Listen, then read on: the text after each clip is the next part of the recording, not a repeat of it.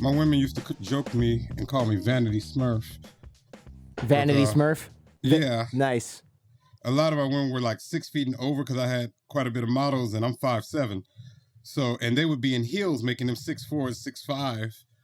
So it went from Papa Smurf to Vanity Smurf because they used to say, I never seen a man who spent more time in the mirror than I do. That's funny, especially because, well, I guess maybe not at the time, but you do shave your head, so there's like minimum hair maintenance. Yeah, it would be, I mean, right now I noticed this line here. I mean, I'm almost 50, you know, but you can see on my Facebook page, my pictures, I pretty much look the same since I was 20 because I've always gone to the gym and I've always, I mean, good grief. I mean, like I said, Tyra Banks probably spent less time on skincare than I have. Then you got to go on Oprah and do your own skincare line now instead of her. Yeah, for real. I mean, I don't know why it became an obsession, but it was early, like in 9th, 10th grade. Huh.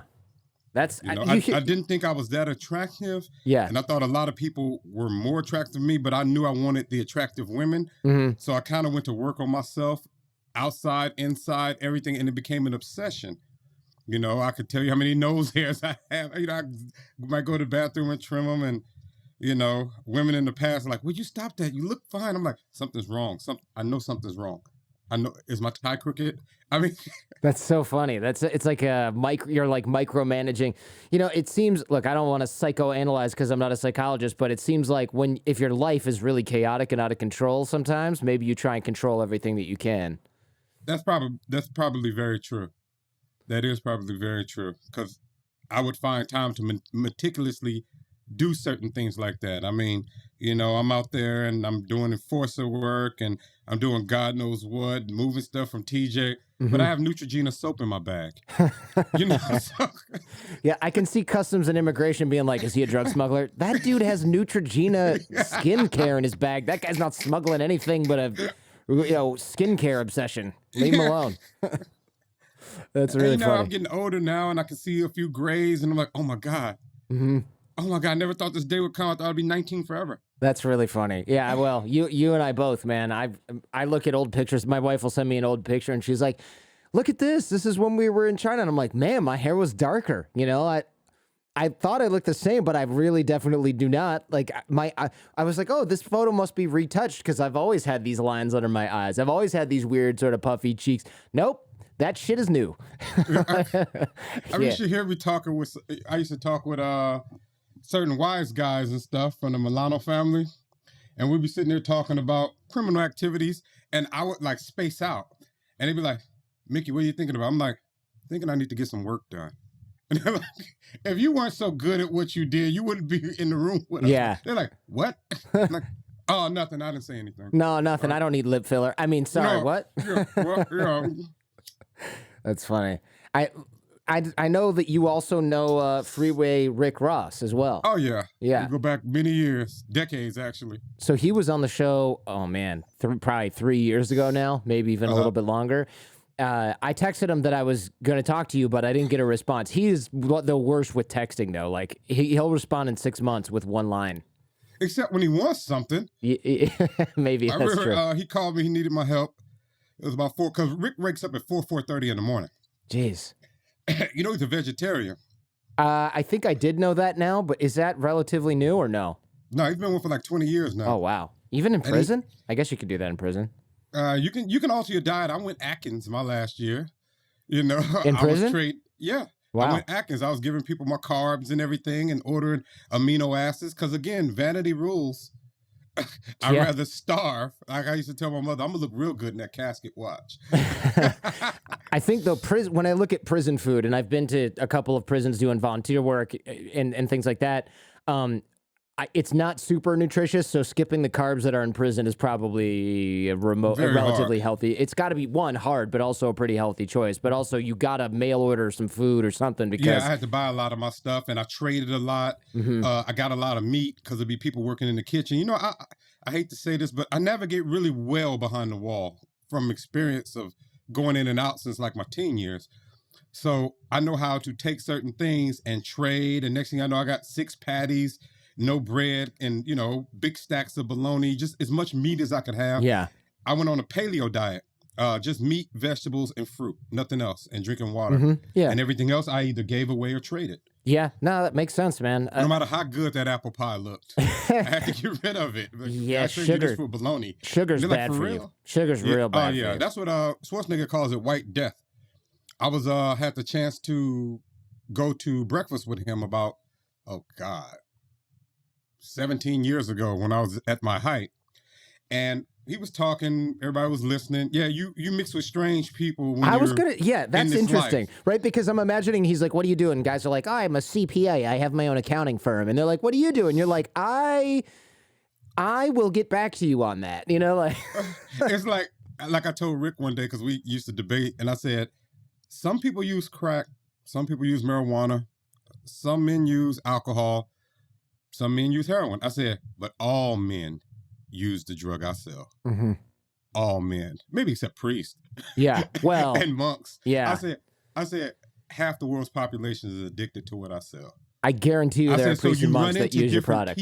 Yeah, you I know you run into everyone because everyone is addicted to, and they're interested in.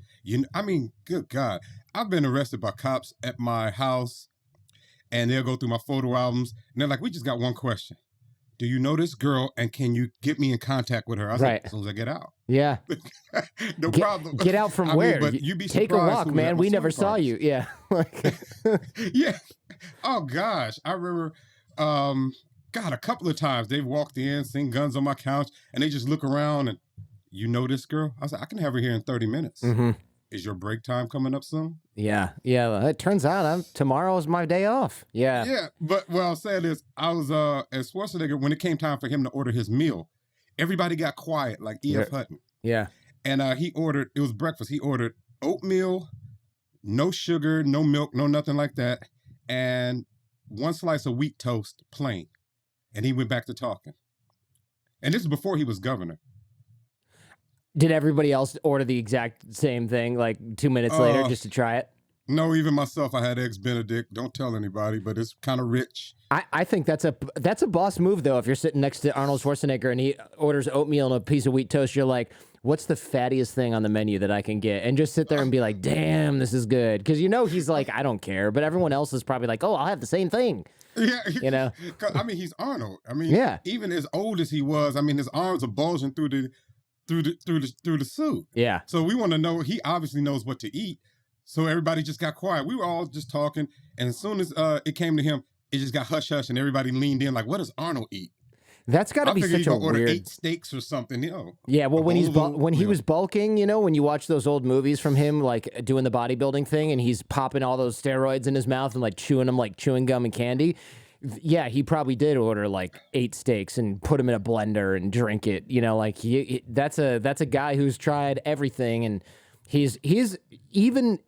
Love him or hate him, I don't even know anybody that hates him. Even if you hate his politics, you're just like, that's a guy who's just next level in every single thing that he does. I never really get into people's politics or their religion because I've seen them all naked. That's an interesting perspective. And what do you mean? Because when everyone's naked, they're all the same? Yeah. When they come to the party, everyone just wants to have a good time. And you see the human in everyone. I don't care if it's a policeman. I've had clergy. Any actor you could name, a lot of politicians. Like I said, how do you think certain politicians get in touch with women like Stormy Daniels? You think they're listed? That's not her real name. That's a stage name. Well, yeah. They turn over the back of the box and they call that number. That number is my cell phone number. Who do you think takes her? Who do you think waits outside the door? What do you think they talk about over and over on the way back? I said, I know the size of every star's genital. I know what they like to do behind closed doors. I just don't believe in exposing because I have scripts I want to sell to some of these people. It's business too, yeah. Yeah, I don't burn any bridges. It's an unwritten code between bodyguards, chauffeurs, people in the sex industry, sex workers, maids, Secret Service. We see things, but we don't. What do you think the Secret Service of JFK can tell you? Oh my gosh, about those Judith guys. Epstein? No, but you just don't say anything. They come to my parties for the anonymity. Because at my party, you're just a naked man. You're not the governor. You're just a naked man who wants a little bit to drink and a nice girl sitting on his lap. I can provide those for you. I wonder if, you said you have scripts you want to sell to these people. I'm wondering, like, you call Jeffrey Katzenberg or whatever, like, for the 20th time, and you're like, hey, if he doesn't call me back, just mention this one thing. He tells his assistant, just mention this one thing to him, sweet pea. And he's like, hey, what can I do for you? Like, you know. I have to get in the room. Yeah. I said, if he tells me no, I'll just whisper in his ear, like, I was there. Yeah. when you did such and such and so-and-so. I'm not going to tell everybody. Yeah. But please, you're going to make more money off this than I am. Right. I just want in. Like, I just want to play. Like, bathtub at the Courtyard Marriott, 1993, about August 15th. And he's like, how much did you say you wanted for this?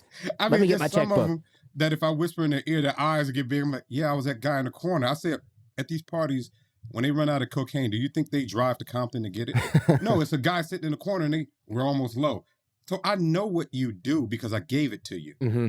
You know? And then you see him on television, say no to drugs, kid. Not just sitting there like, will you stop it? Most of the time, say no to drugs. But when you get to my level, 10 million a year, you can say yes to anything you want because you don't have to. Somebody else is going to say yes for you. Yeah. Man, but I would never tell on anybody. You know, I mean, it's bad for business to do so. And also, who needs powerful enemies? Not me, not you. Thank you. That's a very good phrase. Who needs powerful enemies? Yeah. I mean, what if he gets upset? I would definitely call too. Well, look, if you think that guy's locked up, he's never told on anyone, you're like, all right, okay. But if you start telling on people, then somebody who's really got some skeletons in the closet literally is going to be like, well, am I next? Well, there's one way to make sure he doesn't tell anybody else anything, which is run him over with a truck. A dog that'll bring a bone, a carry a bone. Mm-hmm. So if I'm telling you all of their secrets, what makes you think I'm not telling yours? Yeah. Yeah, And now we talk amongst each other. Sure. Like we might be sitting at Wendy's or something, and remember that time so-and-so actually put that gerbil in it? Like we start giggling and stuff, but that's amongst each other. Mm-hmm. But, you know, and that's no recordings, no nothing. We all have stories like that. I just have so many stories because I got all of their stories plus mine. It's like attorney-client privilege, right? Like if it's definitely like that. Yeah, like a lawyer, for those listening or watching who don't know, if you're an attorney and my client says, you know, I've just been thinking about this, and I go, well, you're not going to do it, right? You know, planning a crime, or I did this one thing, you know, and it was as awful. I feel some guilt about it. Is that going to factor in? I don't have to then, nobody can even make me under most circumstances tell that, you know, it's protected information. You guys have to have that because it's good for business. If you hear something from one of your colleagues and then you go around blabbing, he's going to be like, you're screwing up my business. This isn't good for anybody. You gotta keep it on lock. You apparently don't know the rules, and you're not really one of us. Yeah, you can't be trusted. And then it's bad for their business because you're never gonna be like, I need to borrow some cash from you, or can you hold this for me, or can I get this going with you? Right. They're never gonna be in the circle, right? Right. You can have. I'm not really pro-government of any kind. Well, that makes sense given your industry. But I've had government people come to my parties. Because I don't see your political affiliation when you walk through the door. I just see a man who wants to get laid and have a good time. And they really let it hang out. And I can see how living a repressed lifestyle, if you didn't have me to come to, you'd go crazy. Mm-hmm. You know, and I respect people's anonymity.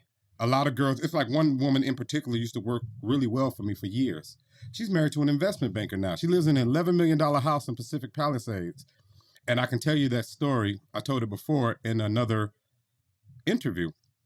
And every year I call her and we talk because I'm not her Facebook friend. She's on Facebook, but I don't want her to associate with me like that. Yeah. And because in her picture, she's at church bake sales and all of that, and he doesn't know. Right, of course. And I always ask her, how you sleeping these days? Because she had a certain demon, and I made sure that demon would never come back in her sleep. And she said, I sleep like a baby in a real expensive bed. And I said, you're welcome. Mm-hmm. And she always goes, good night, Mickey. Mm-hmm. And we hang up, and I call her again the same day next year, and she answers the phone. We do the same thing. We've been doing that. How long ago was that? God dang. We've been doing that for almost 15 years. Wow. That's a long time. So because I'd wondered, all the people I read about in the books, which I'll link in the show notes, like, are you still in touch with a lot of these people? Some of them no, right? They disappeared. Some of these. They went off about their lives. Yeah. And a lot of them are. People look at my Facebook friends, and they'll see women married with kids, hiking up a mountain. They now live in China or Texas or whatever, and she's standing in her square life. You didn't know that woman 20 years ago. Yeah. I did. That we're Facebook friends, and hi, how you doing? And but if I see them in the mall, I walk past them and don't say anything. Yeah, that would be a little awkward if they're with their kids and husband. Like, how do you know that guy with then they got to With get the into the crushed story, velvet right? hat. Yeah. Oh, you still wear like all that stuff out and about? I tell people I quit my old job, but I didn't turn in the uniforms. Mm-hmm. I mean, my clothes are my clothes. Yeah, I suppose that makes sense. It would be kind of hard to take everything off. You mentioned steroids. I used to use and traffic those back and forth from Tijuana on a large scale. I started trafficking them first, and then I started dibbling, dabbling in my own supply. I was like, "Oh, this stuff works. This stuff works." I got like, you haven't seen my pictures, but I made like I have seen some of the pictures, the ones in the book. I don't know which ones I put in there, but some of my muscle pictures. Oh yeah, I haven't seen those. Most of the ones in the book are with some of the girls, some of the women that you worked with. Other than pure vanity, it wouldn't have been relevant to put those shirt off pictures in there. But yes, I can say steroids work. Yeah, well, they don't false reason. Advertise. Yeah, there's a reason that they are. People say that they are also addicting, right? Because you start and people go, oh, they're not addiction. There's no addiction quality to them whatsoever. But it's like you try working out for 3 years or 5 years or 10 years. And then taking steroids, and then 3 months later, you've like doubled or 6 months or whatever later, you doubled your gains. I don't know from personal experience, but I've seen plenty of people, and I know plenty of people that have done it. In 1 year, they have gotten the results that usually take them 10 or even 15 years sometimes to do, depending on what level they're at when they start. They're not addictive. The results are addictive. The results are addictive. Yeah. The results are addictive. Yeah. They work. They work fast, and they do exactly what you think they're going to do, plus more. I'm not trying to sound like a commercial for them. But I was going to say we should stop advertising these because kids don't do this, obviously. No, because there are serious side effects. Yeah. Well, I didn't do them long, but I experienced some side effects. Well, look at even Arnold Schwarzenegger, speaking of him, right? He had like a quadruple bypass, and he's a fitness guy. He's the presidential fitness award guy. Why do you think he had a quadruple bypass? His heart is struggling under the weight of all the stuff that he took and did, and some of it's genetic probably, but a lot of that was probably avoidable. And he did them for a lot longer than I did. Oh yeah, and he did a lot heavier ones. The ones I did, usually female athletes use. I did Anavar for strength, and I did Deca, which is a water base. Yeah, that's I did a little Dianabol, but not much. But that's small potatoes compared to the heavy duty Anadrols and Teslac, and that's the stuff that they were using, and they did them for decades. Well, and they didn't exactly go to a doctor and say, what dose do I use? They were like, I'm just going to take 100 because it's a nice round number, and I need a lot because I'm a big guy. They were just popping them. Schwarzenegger said they used to be in a cup.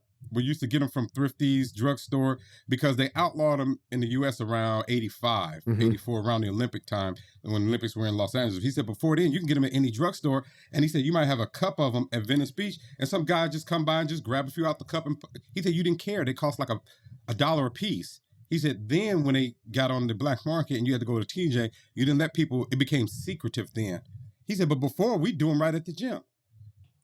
That was before my time. That's before that's early days, like 70s stuff. I gotta say, man, I don't think I've ever read an acknowledgement section in a book that had RIP next to so many of the names. Like, I don't mean to make a joke out of that, but I'm like, wow, okay, no wonder. When you told me earlier you didn't think you'd make it to 20, I kind of get why. If almost like most of the people / hung out with are not with us anymore. Long time ago, they were dropping like flies. I mean, like every 3 weeks. I've been shot twice. I've been stabbed once. Mexican mafia tried to kill me in my sleep. Mexican mafia in the United States? Yeah, and I never had problems with the Tijuana cartels or anybody below the border. Never. We did good business for years. I went to jail down there, but that was my own fault. Mm-hmm. But that had nothing to do with them. Usually is, right? I mean, yeah. They say, why'd you go to jail in TJ? I was guilty. Yeah. I mean, guilty people get locked up. That's what happens. But no, I got stabbed. I was asleep at a halfway house. This is 4 years after I did what I did. And you figure what you do in prison stays in prison. It doesn't bleed to the streets. And I'm sound asleep. And you can tell the guy was an amateur because he put his hand on my neck first because he was aiming for my temple. I was asleep on my side. But when he put his hand on when someone puts their hand on your neck and you sleep, you turn. And when I turned, this ice pick came down. I got 4 stitches right here. I got 11 in my mouth, and the bottom part of my tongue was separated. So I have a lisp now, and it broke several of my teeth. I got them fixed. But in early interviews right after that, you see me holding my hand over my mouth and stuff because it's real cracked up right here. I look like a jack-o'-lantern, but I've gotten them fixed. And it was just bleeding and stuff, and he ran out of there, and I'm sitting there with an ice pick in my face. But I told the directors that I fell. You know, we whack each other, but we don't tell each other secrets. So, but no, and my you can't tell because if I close my mouth, it's like straight up and down. Yeah, you but can't on the tell. inside, my teeth are like this. It's off-centered. So a lot of words, sometimes I have to spell them because like the word P-U-R-E, I cannot pronounce that word. It's some words I can't pronounce anymore because my mouth was damaged. Stabbed with an ice pick. Wow. Yeah. And because I wouldn't give the name up to the police, they wouldn't give me a ride to the hospital. So I had to catch the train there, holding a towel. Oh my God. That must have been an interesting pit. Like, I can imagine sitting next to somebody like, hey, are you okay? Yeah, I'm just on my way to the hospital. What happened? Well, I got stabbed in the face with an ice pick. Dude, it's 4 o'clock in the morning. What, like... And, you know, you've read my bio, and you know my father, he was primarily raised in the Soviet Union. And when I got to Kaiser, the guy who was admitting us was Russian. And my first name is Russian. So he started asking me questions, and he said, don't worry filling out this. I get you next. I get you good room. And he asked me, was I Russian? I said, no, my father basically is. He's from Mali originally. And he said, he's still Russian. Come with me. And I was like, "Da, comrade." I'm like bleeding. Wait, I did read your bio, but there was nothing in there about your dad, your parents, actually, in the bio you sent me. So I'm curious, what, your dad's from Mali, but he's Russian? Yeah, he was a child soldier in Mali. So wow, a lot of child soldiers end up in Israel, in Russia. Where else do you get people who've had killing experience since the age of 10? Yeah. So they're already desensitized and they know what they're doing by the age of 12 and 13. So he went from there, did a little time in Libya. It's just a job. And he actually was on Russia's side against Afghanistan. Wow. He's a Muslim, but he went to war against a Muslim country. I asked him why. He said, they paid me more. Yeah. So he was a mercenary from the time he was a kid. Mm-hmm. Is he still around? Yeah, he's around. He has, he doesn't know it, but he has advanced stages of dementia. But he doesn't know it because he's severely bipolar. So am I, which helped in my line of work. But, and I'm slightly PBA, so you'll see me giggle sometimes or laugh. PBA? But, I can't pronounce it because of my mouth. But you ever see the movie The Joker? Yeah, of course. Yeah. You know how he laughs when he's really crying? Yeah. Sometimes, because along the way, I've had gang names as a child as Dr. Giggles, Mr. Happy, stuff like that. Because if I'm shooting someone, I would laugh. But I'm not really laughing. It comes out as laughter. Pseudobulbar effect. Pseudobulbar effect. Yeah, because of my mouth, I can't pronounce that word. I can't. I mean, it's hard. It's hard for everyone to pronounce. Pseudobulbar effect typically occurs in people with certain neurological conditions or injuries, which might affect the way the brain controls emotion, characterized by episodes of sudden, uncontrollable, and inappropriate laughing or crying. So that's right. So from the Joker, he would be upset and he would cry laugh. So so they called you that because when you were in tense situations, like you're doing some violent thing, you just start laughing. That would be weird. Yeah. And they would really freak people out, especially when we're all like 15 and 16. They were like, God, this dude is crazy. Well, I have bipolar disorder, but I didn't know why I laugh at those situations. That's why I don't go to funerals, because I don't want to be chased down the street by 300 people going, I wasn't laughing. No, I didn't find it funny. Right. You know, so I don't go to funerals. I've got this thing I can't pronounce. So your dad was a child soldier and then moved to the United States. I mean, that's kind of a journey, right? If he's working for the Russians in Afghanistan and from Africa, and then he ends up in the U.S., like that's a wild jaunt. He ends up in the U.S. in the Deep South. Interesting choice. They don't see it like we see it. You know, the United States of America, which I call 50 separate countries, because I can smoke weed in California and I drive over to Utah, I'm going to prison. Yeah. So but if you do something in northern Russia and you do something in southern Russia, the penalty is the same. That's one country. This is actually 50 separate countries. Mm-hmm. But when other people from other countries look at the United States, they look at it as their country. So they figure that whatever you do in Maine is legal in Oregon, and vice versa, because they see it as one country. Sure, yeah. So where he landed in the country didn't matter to him. It could have been Detroit. It could have been Boise, Idaho. He just wanted to get to the U.S. Wow. So he ended up in the Deep South in the 60s. Jeez. What does a child soldier do for work when you get to the United States? I mean, what did he, Well, he eventually got his master's degrees because he's always in school. If you go to any college campus in the U.S., you'll find Asians and you'll find Africans. And the Asians might go and then graduate. The Africans never graduate. You'll see them at 60 because their thing is school, school, school, school, school, then death. So even once they're working, if they're driving cabs, they're in school somewhere. It's this thing about school. So he's always been in school. He has a master's. My mother has a master's. My background does not reflect my resume. Yeah. That's interesting because I was thinking, okay, I wonder how this guy grew up if he got into like gang violence and stick-ups and pimping and all that. And meanwhile, like mom, dad, master's degree. But I mean, if he was a child soldier, he wasn't probably in school back then. He's making up for lost time by being in school. Yeah, he's never, he doesn't talk about his childhood. He doesn't talk about much of anything. He was mostly in St. Petersburg, Leningrad, I think it was a term. And I hear little stories, but not too many. I mean, what's he going to tell you? We went from village to village chopping people's heads off. I was 12. I mean, what kind of stories? I don't ask him questions. You know, I don't call him father. I call him teacher. You know, he speaks Swahili Northern dialect, and I would come to him every morning. I'd say, hatu jambo walimu. And that means, how are you this morning, teacher? I didn't know he was bipolar. Sometimes that might mean I'm going to go outside and ride bikes with you. Sometimes that might mean I'm going to slam the door in your face and sleep for the next 2 days. Sometimes that might mean I'm going to cook you a big breakfast. Sometimes that might mean you're on your own. I didn't know what that meant from day to day.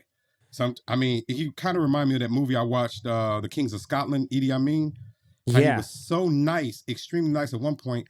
Then he'll mutilate you 30 minutes later. The Last King of Scotland. Yeah, that's right. Yeah, that's when I saw him, I said, he has bipolar disorder. He has just like my father. You know, and heaven help you if he tells a joke and you don't laugh at it. Oh, geez. Yeah. You know, so it was always tense between us. And he taught me a lot of stuff. And I asked my mother, why did he teach me all that stuff? And she said, because he loved you. And I said, well, why didn't he teach me other things? She said, he doesn't know those things. She said, he loved you and he taught you all he knew. I said, all he knows is execution. She said, that's what he taught you. You know, so by the time I hit street gangs at age 13, 14, I was far more advanced in that area. You know, we're going to shoot so-and-so. Why do that when I can just make some bombs? You know, you guys don't know how? Your pops didn't teach you? Yeah, like, no, my dad wasn't a mercenary from the age of 10. He worked at a bank. I know he taught survival classes to mostly women, anti-rape kind of things. So I know he did that in Atlanta for a while. Like, not so much self-defense as far as karate, but self-defense as far as you have two attackers that are trying to sexually assault you, how to kill them both in 10 seconds and get out of there. You know, that kind of thing. Like yeah, that sounds pretty useful if you're in that kind of situation routinely. I mean, yeah, he taught firearm safety before. I know he must have used his degree because his degree is in engineering because he's big with chemicals and things like that. So he taught me a lot of that kind of stuff, but he disappears for a while. He'll disappear. I spoke to him when I got out of prison. I hadn't spoke to him for like 9 years, even like 3 years before I went to prison. He picked up in the conversation exactly where we left off 9 years ago. So if I asked you something like, hey man, are you going to get the red Christmas wrap to bring to your office party? He might hang up. A decade later, he'll pick up the phone. I'll go, hey, how you doing? The blue Christmas wrap was better because everyone there had the red Christmas wrap. I'm like, what are you talking about? Yeah, I forgot about this. You asked me about the red Christmas wrap. I was like, I was 26 when I asked you that question. I'm almost 40. Yikes. That's weird. You know? That's weird, but is that like that's like PTSD damaged brain? It could be. I haven't never tried to psychoanalyze him. I guess. I'm just, you know, he's old now. The dementia's kicking in as if he was sane to begin with. But it's good that he's still breathing. You know, he still has some laughing. He's obsessed with fishing now. Don't ask me to explain why. Yeah, I mean, that's an old, I think all old guys can sort of be like, well, yeah, of course. Yeah. Like 97% of old men are like into fishing. I don't know what the hell is up there. It's a slow hobby. There's no phone service, no lights, and nobody's bugging you for anything. So that's probably the allure of fishing. So by the time you were 18, you had $70,000 under the mattress. And that might sound like a lot, but it was a hell of a lot more when you were 18. That's for sure. A hell of a lot more. And in my crowd, that's like maybe $1 million in normal people's money. Mm-hmm. You know, you're the lion of the jungle. You know, that's a lot, especially in small bills. And I used to throw it up and play with it and throw it in my bed and roll around in it sometimes because I'm still a kid and I'm a man child. You know, I'm man enough to make it, but not man enough to do what's right with it. To Right, me, you're it not just meant a lot investing of it. girls. No, God, invest. Yeah. Yeah, I invested in a shoebox in my closet. In my mattress and Yeah. stuff like that. Yeah, no, that makes sense to me. I mean, that makes a lot of sense because I don't really see if you're growing up in that environment, you're not thinking like, how do I put this money to work and get some interest payments or put it in stocks and securities? You're thinking you might lose it soon, right? I mean, maybe even spending it faster than you get it, or as fast as you To get me, it. it just meant buying some kilos and trying to become a kingpin. That was everyone's goal back then, because that was during Freeway Rick's heyday, and everybody wanted to be him or be like him. And with that kind of money, you really couldn't, because he had a direct connect. So he would have to be your connect. And usually you would connect with someone who was dealing with him. He was moving like 400 or 500 kilos a week. And the people I knew weren't nowhere near that. So you would deal with someone he dealt with. He had it almost at a manufacturer's level. He did. When I had him on the show, I forget what episode number that is, but I'll link it in the show notes. He in today's money, he had made like over $1 billion in sales, which is just like, that's like drug cartel, except for it's like he was like El Chapo, but just in like California or the West Coast area, or he was all over the U.S., but still, like, to have an operation that big at that time is like, it boggles the mind how big that operation was. Yeah, I was. It depends on how you look at it. Lucky enough to be living with one of the city's biggest drug dealers and one of the original Crip founders. So I got to meet a lot of these people personally at the age of 14, 15, because when it came to enforcer work, I was a little more advanced than everyone else. So I was usually in the company of adults. I really didn't like selling drugs. I had a couple of bad experiences. I didn't mind backroom sales and things like that. But as far as hand-to-hand on the street where you start, yeah, I had some near misses, and some hits. I mean, I got shot in the chest. But it again, coming from my background with my parents, my life changed once they got a divorce. We went from living up the hill on 104th and Crenshaw to down the hill, what they call the bottoms. Because now you're going from a 2-parent income to a 1-parent income, and then one parent gets cancer. So I'm basically living with my aunt and uncle, and I mean, you go from having your own bedroom and a pile of toys to basically sleeping on your relative's floor in sleeping bags. So it was like a big shock to me. So now when you walk outside, that neighborhood is so different. There's only predator and prey, and I don't do prey too well. So, and because of the bipolar, you became an extreme predator. So it you do something long enough, it becomes who you are. How did you get into the pimp game? I know you started as a stick. Is it fair to say like stick up kid in a way? Like there's some early stories in the book where you're kind of like robbing jewelers' houses and stuff like that. Well, I really wasn't big into stealing because, believe it or not, I try to live by a moral code. But it's like, I remember Whoopi Goldberg said it best in the movie Burglar. It's not what you steal, it's who you steal from. So I tried to I've done 3 bank robberies in my life, 2 on purpose, 1 by accident. How do you accidentally rob a bank?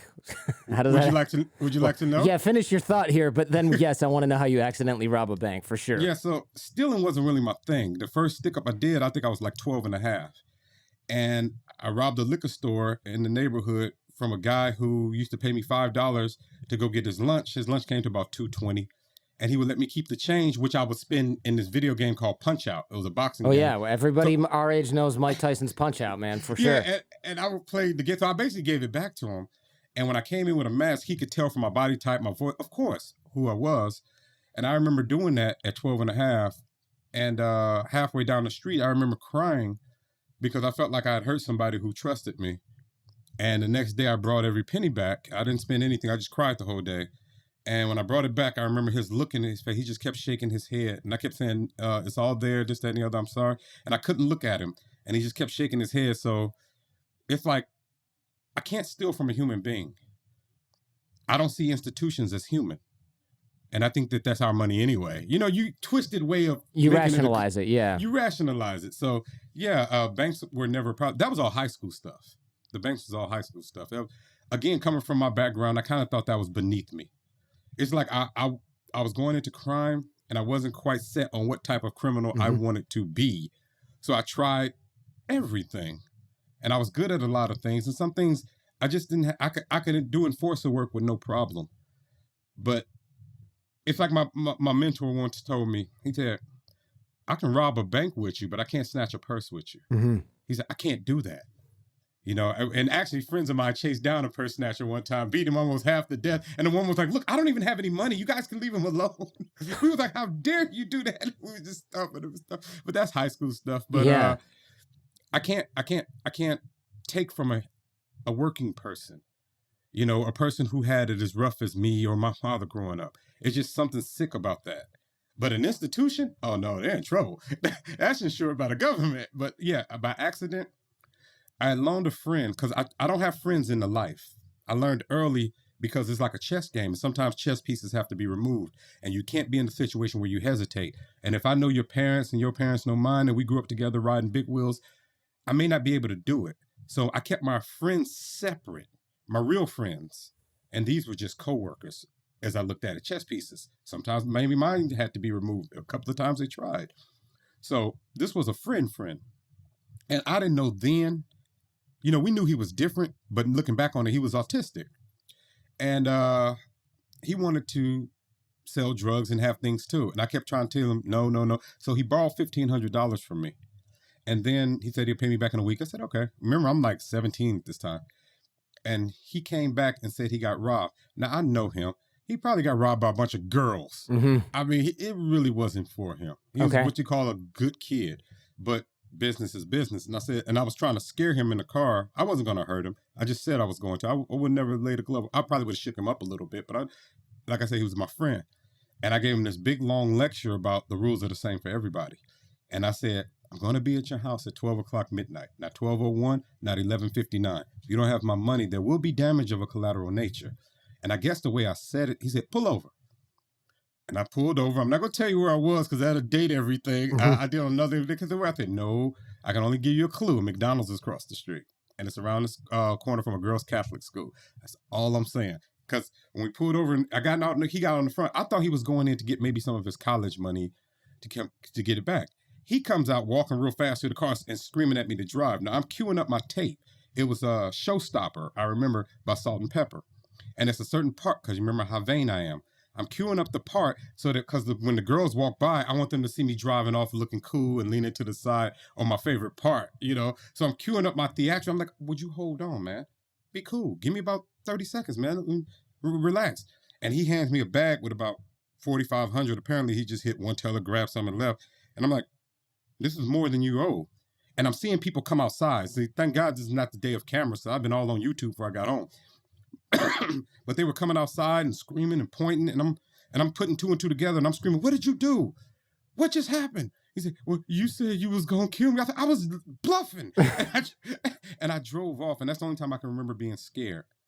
Because I said, oh my God, I'm going to go to prison for something I didn't even do. Well, you didn't plan anything, right? So you don't know like anything. I didn't know what he was going to do. I thought he was going in there to make an honest withdrawal, come out maybe with about $6, because nobody has that kind of money in high school. Yeah, he's going to give you $500 to get rid of you and say, give you the next in a week. And I was going to give him a lecture on stay in your lane. You don't have to be like me for me to like you. I like you for who you are. You read books, you play basketball. When I come with you, I just want to be around the books and the basketball. You don't have to come over here because this is not for you. But it was like teaching him a lesson, like, let people accept you for who you are. You're different, but you're unique. You know, and I like you as a person. You don't have to be like me to be with me. You know what I mean? Because when I was with him, I took a break from all of that. We went bowling and stuff like that. Yeah, you had real friends. Like, so that must have been kind of a stress reliever if you're like beating people up and jacking stuff and doing So when you say enforcer work, that's like you're the muscle for some other crime organization. Is that what that means? I don't use because I like to separate reality from Hollywood. So the term hitman, I've never heard used in real vernacular. Never. That's television. So it's like some 1930s stuff or whatever. Yeah, and that's not what they say. I've dealt with the Russians. I've dealt with the Italians for over a decade. They say they use the word capable when they're introducing you. I've heard friend. Mm-hmm. I've never heard friend of ours. Never heard that. No, I did hear that once. Friend of ours is old Italian mafia stuff. I've heard that once in the room, but they weren't referring to me. They were referring to somebody. He's like, I don't remember. He's like, oh, he's a friend of ours. But I had already seen Donnie Brasco, so I knew what that meant. I just, sat quietly. But when they introduced me, they usually said, "This is Mickey. He's my guy. He's a friend of mine. He's capable." That's the only word I ever heard was capable.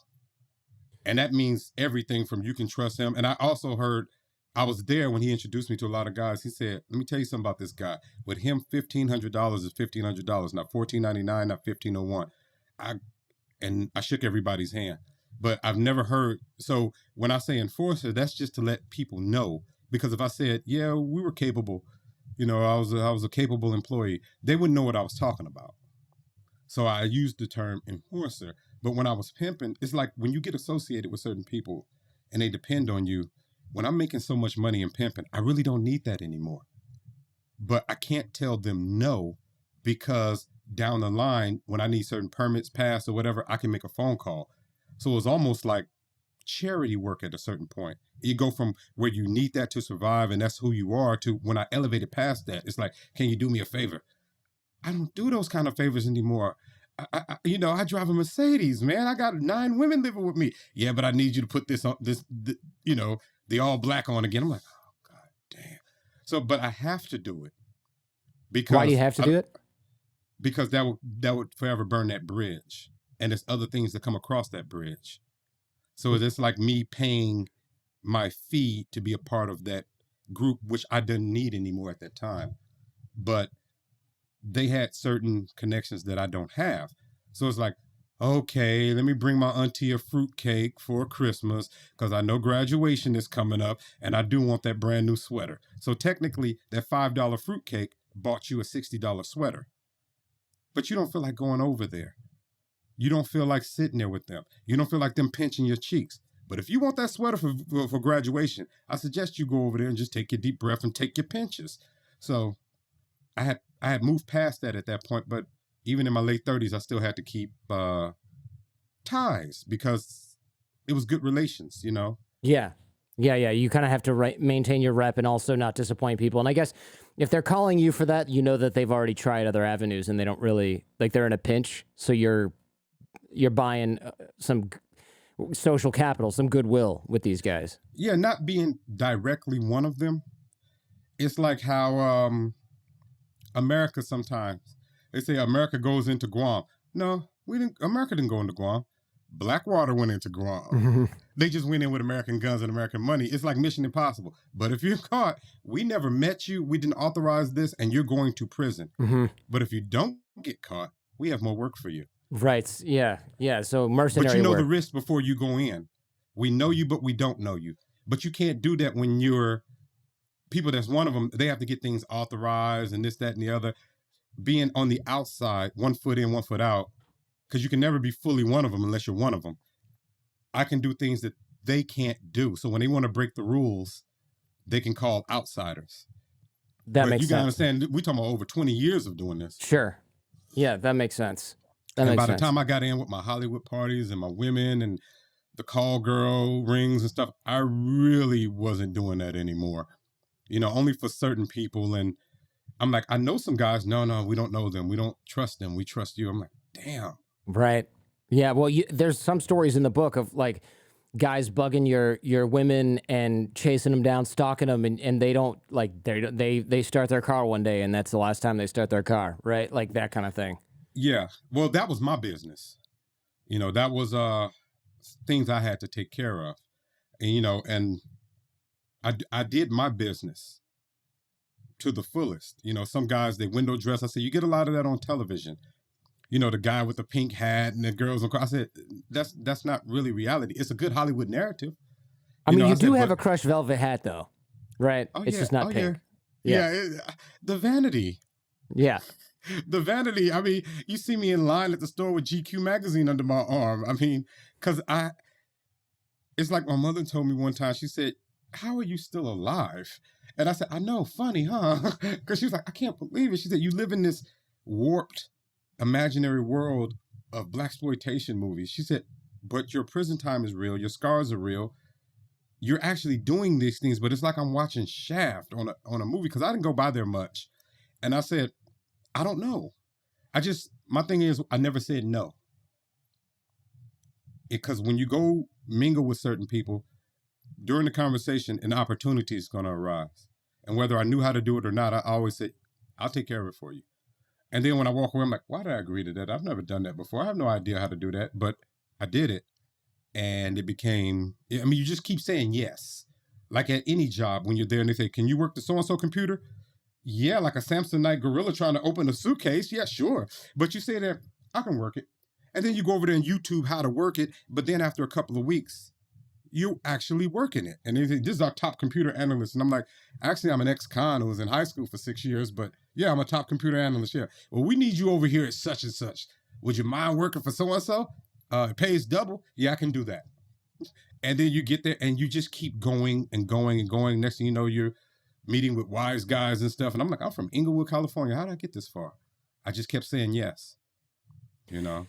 Is that a Freemason ring that you have? Did I catch that in the video? Well, I never lie. So if you ask me a question, I'm going to answer you. Okay. So you want to ask me again? Is that a Freemason symbol on your ring? This symbol on my ring, let me see if I can put it closer. It's really hard to see. Yeah, the camera doesn't want to cooperate. It's an eye with an upside down pyramid. Oh, okay. It's the same one I wear around my neck. To put it lightly without scaring any listeners, it's from the occult. Okay, gotcha. I couldn't tell because it was just a flash, and I was like, "Oh, that might be like the Freemason symbol or something like that." We can. This ring here is a coffin with two ghouls holding it up on the other side. So, yeah. We can Google that stuff later. Otherwise, we're gonna get sidetracked into some craziness, additional craziness, I should say. So, speaking of craziness, tell me about Al-Usra. So you mentioned this in one of the books. It's hard for me to even keep them. I think it's called Along for the Ride, this book. And this is like is it a black Muslim gang? Is it Nation of Islam kind of? No, Nation of Islam is more of an organization, you know, and they're out front. These are just criminals. Okay.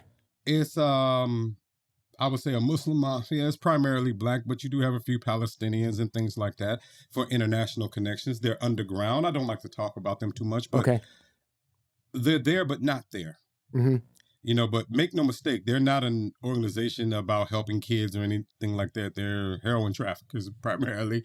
And like I said, I don't like to talk about them too much, but you have a lot of organizations like that. You have one called the Swahili Family, which is basically Africans. You'll see them in LA all the time. They have on these outdated suits. They drive Mercedes about 30 years old. They have wild hair that they don't comb. They have these out-of-date ties that look like they're from the 60s and 70s. And they have a lot of money. They have Nigerian oil, this, that, and the other. And they look so out of date. And all you have to do is have be born in Africa. So you have Kenyans, you have Mau Mau, you have Ashantis in there, you have Watusis, you have Zulus. They're just Africans in America, immigrants, just like no different than Jamaican posses. Like the ones, they had a loosely based ones in that James Bond movie with Daniel Craig, the first one he put out. I'm trying I don't. The Africans that they had suits, but they carried machetes under their arms. I don't. It's been a while. Okay, Yeah. they had these gray, out-of-date suits that Americans probably wore in the 50s and 60s. Okay. And I said, oh, I know where they got that look from. You know, but you have a lot of these groups, you know, and you have a lot of these, I call them families. I don't want to call them organizations because it's kind of disrespectful word to real organizations, but they're criminal organizations. So I also exist almost like the Masons. They're there, but they're not there. They don't have big meetings and things like that. And they choose you. You don't choose them. You know, I know a member when I see one, but if you see maybe 5 members in your life, it'll be a miracle. They're really extremely underground. I'm Googling this. Is this the guys I Googled Casino Royale stairwell fight, or it came up with Casino Royale stairwell fight. And there's a guy in a suit, African dude, no hair. And it looks like machete wielding Obano. Yeah. Yeah, that's how they really walk around. And they wear these, look at his suit. It doesn't look like anything. And they have a lot of money, but why they wear these Salvation Army suits, I have no idea. But they wear suits that maybe your grandfather threw away a long time ago. And they have these, you see them always in Mercedes, but the Mercedes are like from 82, 86. I'm not lying to you. Why? And you see them all just the because time. that's what's in fashion in their Probably, or that's just their signature. You see them all the time. And right now, they're heavy into white collar stuff. That's what the money is, though, right? The white collar stuff, like Yeah, computer fraud and because you got to like sell that. a shitload of cocaine, which is even the highest margin stuff, and it's all. I had a couple FBI agents and gold smuggler experts on here, and they say the same thing. They say if you get caught with 2 grams of cocaine, you're going to jail. But if you get caught with a stolen painting or an artifact, you just say that it's yours and you produce something that you printed off on your inkjet printer that says that it is, and the customs guys are like, whatever. And that's worth $3 million, and your cocaine is worth $150. Right. So, I mean, their thing is fraud. Right. You know, I'm sure you've gotten emails before that said one of your Nigerian relatives just died, and if you send them $1,500, they Yeah, can I'm gonna release a head over there gazillion next to you. month. I got a prince who's trying to be friends with me, right? I've got my flights booked. Yeah, I mean, you know, that's pretty much what they do now. You know, I don't worry about it. It's like I started so early and I'm so trusted in a lot of groups. I just, you know, I am what I am, you know. You met this guy Momo, who was like he was the leader of Al Osra, the guy who was outside. So there's 2 leaders, right? One's in prison and one's outside. Is that their structure? That's what you say in the book. Well, that have to be their structure because one had life. Oh, I see. So he was the leader and he happened to be in prison. So they had to have 2 leaders, but then he passed away of natural causes, believe it or not. Right. And then, so now is the leaders is outside, or I don't know. You said you don't talk about it much. There's some stuff in the book. So I'll let you lead this one, 'cause I don't want to push the limit. Well, they broke into factions that way. You know, you have it's with most criminal organizations, you have a white collar faction, you have a blue collar faction. The white collar faction thinks the blue collar faction is stupid. Punks, yeah. Yeah, and the blue collar faction thinks the white collar faction is weak. So it usually, organizations like that usually split into 2. Certain ones that do computer front, this, that, and the other. Then you got the ones that want to do long shark and narcotics. And like I said, the one thinks the other one is weak and wants to mainstream. And then the white collar faction thinks the other ones are behind the times and kind of knuckle dragging thugs. So there's no respect for either faction on either side. And that's what ended up happening with them. And I just happened to be there. You happen to be there, but you met the leader, Momo, and he puts you in charge of like, this is so weird, right? So he meets you and he's like, you're going to go to college with my twin daughters. Yeah. Tell us about that, because that's a weird scenario for you to find yourself in, I would imagine. Well, that's where they were going. They went to Southwest Junior College, and I had to follow them. So he said, you're going to be with them because there's no way to justify why you're walking to class with them and going to hallways. He didn't trust anybody around him. He knew something was going on, but he didn't know from where. You know, sometimes you can start something and it can get bigger than you. Like when I found out Eddie Van Halen got kicked out of Van Halen. And I said, how does that happen? You know, because it can get bigger than you. You ever, like, you know, you have something like, it'd be like somebody like Donald Trump or George Bush, and they don't understand, like, when you have a businessman and you're not just you, even though it has your name. It's 100 shareholders in that room. Some own 54 or 58%. It's your name, but it's not yours anymore. It's all of ours. And if we can vote that you're nutty as a fruitcake, you can get, you know, Mickey Rourke can get put out of Mickey Rourke Industries because it gets bigger than you. So it got bigger than him, much bigger than him. And he didn't know where the distrust was coming. He knew something was going on. He knew someone close to him knew too much about him. And he knew I knew nothing, but I was capable. So he said, I have no choice but to trust you. You know, I look at it as an opportunity at the time, but truthfully, he was desperate in a desperate situation. I was the only person he could turn to. He plucked an apple off the tree because he couldn't trust none of them in the barrel. And I got to meet someone that I had a child with, you know. One of his daughters, yeah. So you end up being like their bodyguard / brother, friend, whatever. Is a weird role, like I said, because one of them was this, and this is in the book, so I won't beat the story too much. But like one of them is conservative Muslim, wears a hijab. The other girl is like, I want to go party it up and like drink and get lit. And yeah. And you're like these, torn in the middle. These midriffs. Yeah. Yeah. She always wore a midriff with her stomach showing. And that freaked me out the first time I met her. She was off the wall. She even talked crazy to her father, and he was just, you know, I mean, she kind of talked crazy to everyone. And that's the one I ended up Well, of course. Yeah. It wasn't the one in the hijab. She knew No. better. She knew Yeah, better. she knew better. She was like, nope, this guy's trouble. But it's just such a weird scenario. I'm imagining like, you know, you're not sure if they're going to get kidnapped, which turned out to be kind of a thing. Like they were a target, which is why he ended up putting you into college. And he didn't just say follow them around in college. Like you were enrolled in college. I would imagine the teachers are like, what is this idiot doing here? He's not doing any work. He's not paying attention. He's just like sitting in the back of the room, making sure nobody gets nabbed. Well, you know, it's certain things I leave out of the book. Like you give a teacher $100 here, $100 there.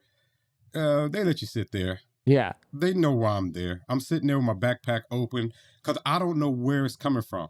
I know it's coming.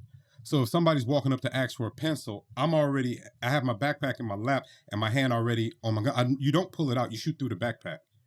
I learned that from my brother. You know, if you have your hands in your pockets and the gun is in your hand, you don't pull it out. That takes seconds. They're already gone. You just fire through the coat. You fire one through the coat, then you pull out when he's already incapacitated. So I'm cocking hammers back when people are walking up to ask for a pencil. I don't know where it's coming from, but I know eventually it's coming. Or else I wouldn't be here getting paid. You know, this is serious. This is actually right after the riots. Those were April 29th, 1992. This is right around that time. So the city is really tense. You got gangsters going on. You got buildings that are still smoking. You know, you got police driving up and down the street crazy profusely because they've never experienced anything like this before. So this is new for all of us. So this whole feeling is new for all of us. I remember Amina and I walking down the street holding hands one time and Vons is on fire. Vons, and and we don't really notice it because, you know, we're in love. Yeah. So we're walking and like, I really like the way you do your hair. And I'm literally, Vons is on fire behind me. You know, and it shouldn't be funny, but it is because of the juxtaposition of like you're walking through this virtual war zone and you're like, oh, she's so cute. Her dad could murder me with a text message sent to the, you know, whatever. Yeah. And like you're just like, whatever. This is my life. This is my life.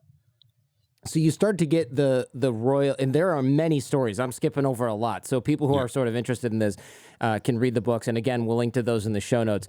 I plowed through like 3 books in one weekend because it's, you know, it reads like fiction. I'll say that. I know you call it faction, where you change a lot of the details so people don't go to prison. Yeah. Yeah. Mainly me. Yeah. Yeah, that's wise. Whoever told you to do that was probably, good lawyer. Change the date, change the name, change everything so that we can credibly claim you don't really know what you're talking about and this was all made up. Right. Even though I have pictures, but right, yeah, forget that part though. Those are well hidden, except for the ones that are in the book. So, so you start. How did you end up with the name Mickey Royal? Right, because a lot of people are going to go, "That's not a Russian name." You know, you got to. That's not. That wasn't the Russian name that you mentioned at the top of the show. Well, my first name is Mikhail, like Gorbachev, like Baryshnikov, and my last name is Turkish. It's Sharif, and you know how you're in America. And they're going to give you a nickname. I don't care how long your nickname is, they're going to give you one. You know, like, my name is Shaquille O'Neal. Okay, we're going to call you Shaq around here. And that's going to be your name from now on, because why? Shaquille is too goddamn long. It's just too much for me to think about and try to pronounce. Your name is Shaq. So people were calling me Mick. You know, because I don't like when people call me Mikhail. My name has 3 syllables. Mikhail, not Mikhail. It's 3 syllables. So when they started calling me Mick, I like that better because you can't screw that up. And when people hear, hey, Mick, come here. Hey, Mick, you know, Gorgeous has started calling me. She just assumed Mickey. Gorgeous is one of the women that you started. What's the proper term here? I don't want to be, what do you call it? Your bottom woman, you can't say turnout because she was already in the life. So she was actually my turnout because there's only 2 ways into the pimp life, the pimp game, either through an older pimp lets you in and teaches you, or an older prostitute lets you in and teaches you. You as an amateur pimp can't just have an amateur prostitute and enter the pimp game. You guys gonna both end up dead, in prison, or broke very soon. Someone has to teach you. Now you can come in through a woman or you can come in through a man. A lot come in through a man. They have an older mentor. I had an older mentor in that game, but the intricacies and the details, that came from Gorgeous. She was almost 20 years my senior. And she had been doing this a long time back when I was playing with toys. She actually danced on Soul Train in 1982. I can see you the clip of her dancing on Soul Train. And I'm like, I was 10 years old when you were doing that. I was like, and sometimes she'll say something out there. What year was that? She'd be like, I was back in 74, 75. I said, I was 3. And she'd go, God dang, you just a baby like that.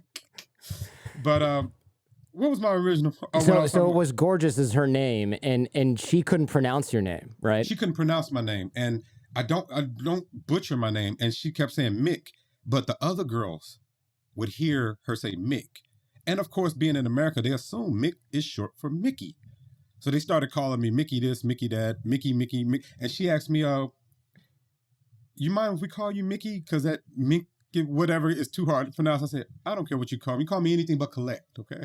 And she said, what's your last name? Like that. And I told her Sharif. And she said, what does that mean in English? I said, it's Turkish. But she said, what does it mean? I said, it means royalty. And she said, so in English, your name is Mick Royalty. Mickey Royalty. And they started laughing. Mickey Royalty. And she said, Mickey Royal. She said, that's your name from now on. That sounds better. Mickey Royal. And I was like, don't you call me? I like that. And I said, and it's a play on my accent. So when people ask me what's Mickey Royal, I say it's just my real name in English. And I said I like that. And that's what I went by ever since. Because a lot of people were calling me Mickey anyway. Because of Mick. People who went to school with me, they'd be, hey, Mick, what's happening? But if someone hears them call you Mick, you just assume that means Mickey. Like if I called you Mike, you would assume their name is Michael. Yeah. Because Mike Tyson's real name is Michael. You wouldn't be like, it's Mikael. It's Russian. And I got tired of correct because I said, this is getting quite pretentious. So when they just say Mick, I'm like, yeah, man, on the basketball court growing up, you're just Mick. Mm-hmm. And they just started saying Mickey, and it just worked for me. So that's been my name for like 25 years now. But wait, longer. I think longer, but I won't. Yeah, I won't make you do the math. I'm almost 50, so yeah, longer. So you get in the royal family together, which is a great name for a group of anything for that matter. The book reads, it's like they're setting up a Fortune 500 company, right? Like I've got a lot of entrepreneurs and founders on the show, and there's stories from the. Well, not your stories that you're telling now, but the stories you mentioned in the book about setting up the business, it's very similar. So I'm thinking, man, I'm going to hear this guy on some NPR show about how, you started the mattress company, except it's a totally different kind of company. You've got your adult photo shoots, you've got escorts or whatever the euphemism is, you've got after hours clubs, you've got, I think at one time, gambling and things like that. I mean, you had a lot of different verticals and a lot of different properties and a lot of different business arrangements, staff. I mean, you had all kinds of, there were like management issues you were dealing with. You had managers. I mean, it's really like an interesting parallel that shows me how, I don't want to blow too much smoke up your ass, but like how intelligent you are. Like you didn't go, yeah, screw it, I'm going to make a bunch of money and buy bottle service everywhere. It was like, we're investing in this, we're taking this money, we're putting it over here, I'm giving this to the account manager, she's going to invest and do this and take her percentage. Like you were not winging this shit at all. Not at all. I mean, it's like I say in the book, The Pimp Game, it's a universal law of transference, which is mathematics. And anything you learn along the way, you take with you. So you come into it the way I knew it. Like I say, television has a narrative of what pimps are, and they put them all in one monolith. But that's actually not true. You have coaches like Bobby Knight who will choke his players literally on the sideline. And then you have coaches like Phil Jackson who will pull out Buddhist scripts and start talking about Zen management. Now, they're both champions and they're both coaches, but they're nothing alike. So once you know who you are, you do things your way. So I set it up the way I would set up any drug family, any mattress company. It is the same exact structure. And we were producing movies. I did over 500 adult films. I mean, I've done them for Hustler. I've done them for Gentleman's, Cinderella. I kept the activities going to where they can work around the clock. And the way they made money too. Traditionally pimps keep all the money. And to me, that's just a bully or an extortionist. I said, I'm not doing all the work. And how much fun is this if she can't get rich too? So I said, no, I modeled myself after Charlie's Angels, and it's like, you remember the movie Planet of the Apes, the new ones? Yeah, sure. Mm-hmm. Okay, remember when Caesar was trying to organize the apes? When he first got captured, and the orangutan, he was a little smart like Caesar. And he said, Caesar, they're not going to organize and you're wasting your time. And Caesar said, why? I'm trying so hard with them. He said, because apes are stupid. In the very next scene, what did Caesar do? He made them smarter. He got the thing and he gave them all what he had. Now he can organize them. So as long as we're on corners, as long as we're doing this, and as long as I'm keeping you stupid, we can only rise so far. If we want to rise to a certain level, then what's the next level? I must make you smarter. So they were all managers in and of themselves, and when I did that, things just multiplied and you found out that they had talents that you didn't know they had. I'm like, really? You have a degree in marketing? Really? You were a paralegal? Really? You managed 3 restaurants before you did pornography? We need to all sit at the table and we need to all put our best qualifications forward and see how we can all work off of each other and how we can build something really, really big here. So I modeled myself after Charlie's Angels, not Iceberg Slim.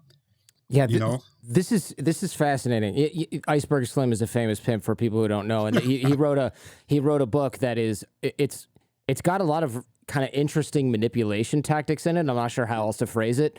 As far as I know, though, he also died broke as hell, right? Like he didn't have anything. Most of them did. Yeah, most of them did, because I tell people, you can only in any game you can only rise to the level of your intelligence. The Pimp Game Instructional Guide is more like an ink blotch test. It can pull out the innate which is in you, but it can only add gasoline to your flame. You have to strike the match. So a moron who goes into the pimp game is still a moron. Money does not raise the IQ. So if you're a genius and you can't get any other opportunities elsewhere and you go into the drug game and you get, or any other illegal business where it's not regulated and you get a chance to really flourish, it's not that you're a great drug dealer. It's just the fact that you have 140 IQ and you never got a chance to show that. You would have done the same at Chrysler too if they had hired you. It's you take your brain with you, so. And I remember one thing an old wise guy told me that I was doing porn films for. He said, I want you to keep in mind something. And I said, what? He said, Hugh Hefner made a lot more money selling pictures of naked women than you ever will selling naked women. He said, think about that really, really hard, because he was transitioning me into pornography. So I want you to think about that. He said, there isn't a pimp alive or a high-class call girl ring alive that makes more money selling women naked than we actually do selling women on film naked. He said, we're $1 billion industry and there's no sex involved. There's just a DVD. He said, think about that. He said, don't add, young man, multiply. Because he was in his 70s and I'm at the time late 20s, early 30s. He said, don't add, multiply. And he put his arm around me. He said, if you're going to do business with us, you're going to have to do business like us. So he was more so, people say y'all had a father-son relationship. I said, no, it was actually a grandfather-grandson relationship. He was more so a teacher as we were working. I was working for him, but he would come in and let me show you something. Let me teach you this. And you have to be humble enough to listen and learn. And anything I learn, I take back over there with me. So I kind of weaned myself, because I kept thinking about Hugh Hefner. He made a lot more money selling pictures of naked women than guys make selling naked women. Can you imagine that? Yeah, it does make sense, right? Because it scales better, and which is kind of what he was trying to say, right? Like you can't really scale if you're trading time for money. You can only scale that so much because you only have so much time. But now, if you're talking about printing things off and mailing them out, or nowadays it's all digital, it scales infinitely.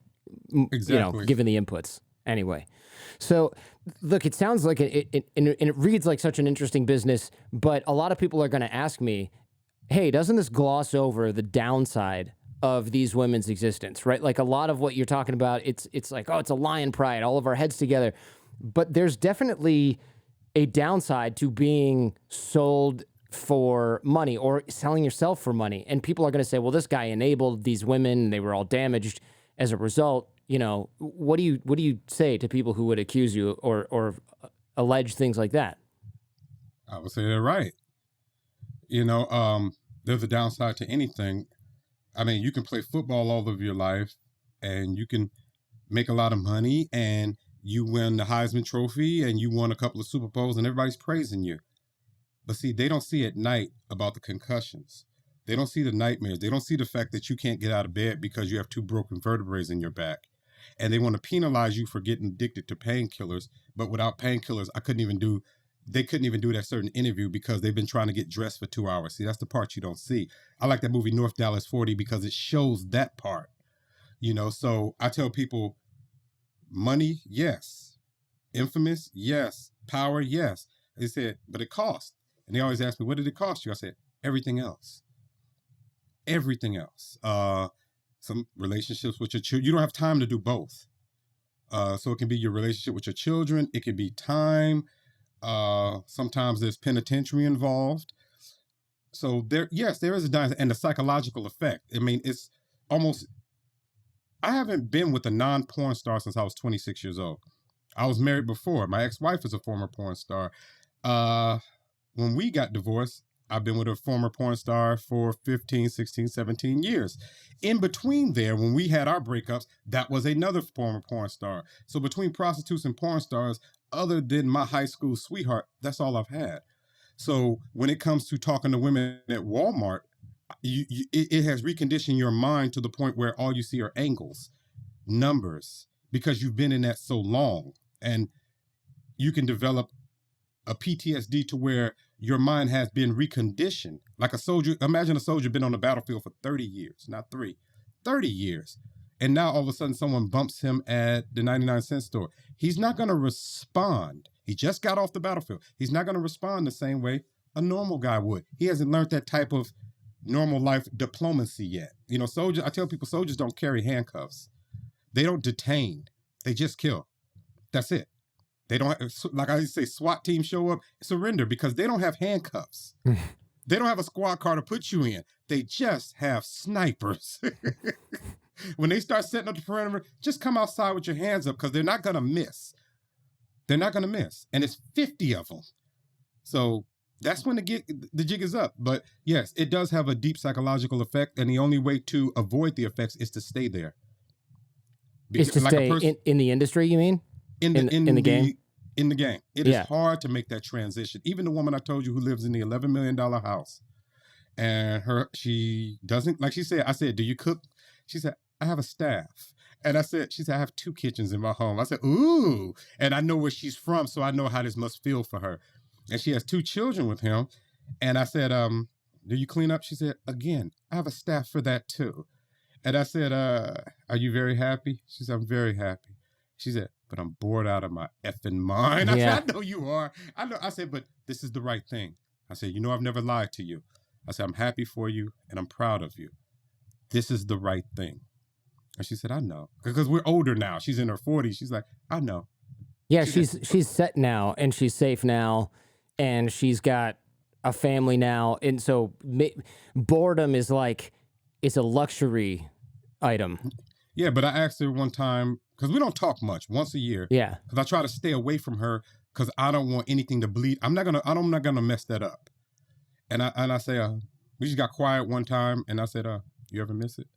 And she said, every day.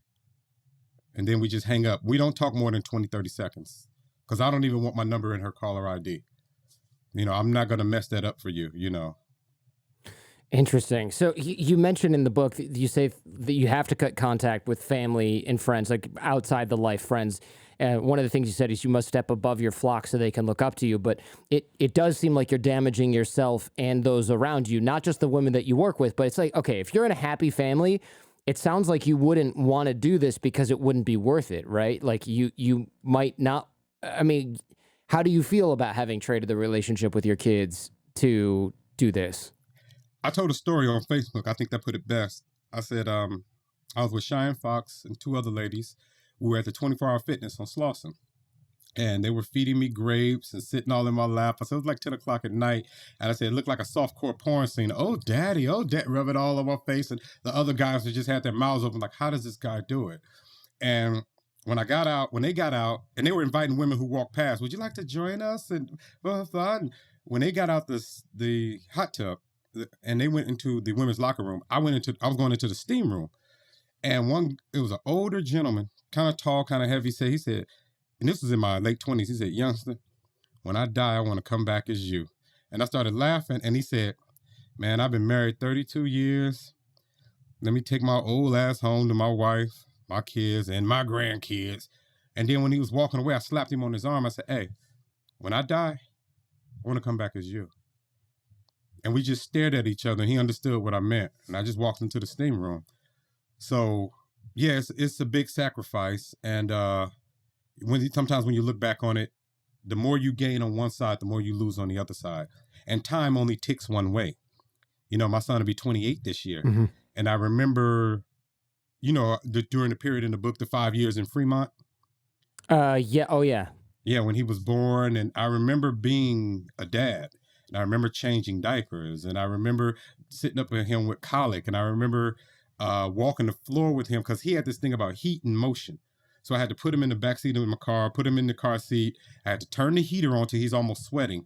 And I had to drive for long distances on the freeway. And right when he fell asleep, I would get off the freeway and come back. As soon as I laid him down in his crib, I'm like, oh God, please, I got to go to work in 3 hours. Because at that time, I had tried to have a normal life. And I was working a normal job and doing normal things. And the allure was just too strong. I couldn't do it. I said, I'm losing in this world. I'm a winner in the other world. So in order for my son to go to private schools, which he did, his tuition was like $700 a month. In order for him to go to UCLA and do all of these things, I have to go. And I pay for those things. And I pay for Mina's first BA and her master's. Her second master, she has a PhD now, by the way. This is your ex-wife who gave birth to your son. Married. You can go ahead and say it. I'm not offended. No, I didn't know. You were married, though, right? My baby mama's a doctor. but you weren't married? I didn't know that. I wasn't sure. Oh, okay. No, so baby mama. We were going to. And by the time we got to the point where it wasn't a money issue, I don't know what it was. But by the time we were going to, we didn't really want to be married to each other. Well, you've butted heads a lot, that's for sure. So there was kind of like, well, why should we do this? So, okay, so you're... And what woman wants to marry an active pimp? Yeah, it seems tricky. Like, especially, you said she's a doctor, so that's, you know... Yeah, she's a PhD doctor now. Yeah, so that could be complicated. And you already had the kid, so it's like, do we need to add complication to this particular scenario? Yeah, it's a...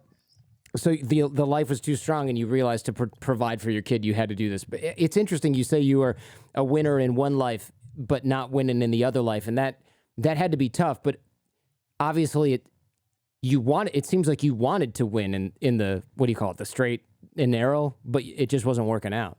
I can tell you a little secret. All of us do. There's only one world. All of us do. The only reason there's an underworld is because they can't function well in the world. So you create a world, and the pimp game is not really the underworld. It has one foot in the underworld, but I call it the shadow world. It exists right in broad daylight. You don't know what you're looking at. I told Nat Geo, I remember that when we went out there at night and all the women were half dressed, I'm sure you've probably seen the clips and stuff. I did. And she said, I drive down this street every day going to work and they're not out here. I said, yes, they are. They're even more so out here in the day. You don't know what you're looking at. I said, oh, they're naked at night. See, in the daytime, she has on jeans and she's holding a cell phone or she's pushing a baby carriage. I said, but if you look closer, it's a stuffed animal in that baby carriage. If you look closer, those girls on the bus stop, they're going to let bus after bus pass by. See, they're in and out of Burger King. You don't see them because they have jeans on. They look like they might wear a backpack. But if you look close, that woman's 26 years old wearing a Hello Kitty backpack.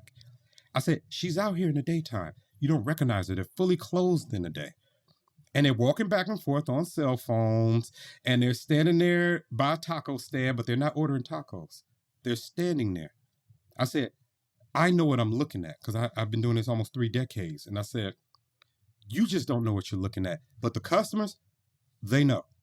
Clients know who they're looking at. It's not a mistake. I said, if you watch that girl on the bus stop, watch how bus after bus pass by. When they pass by, she's still sitting there. And I said, she's fully clothed. Dresses down to her ankles.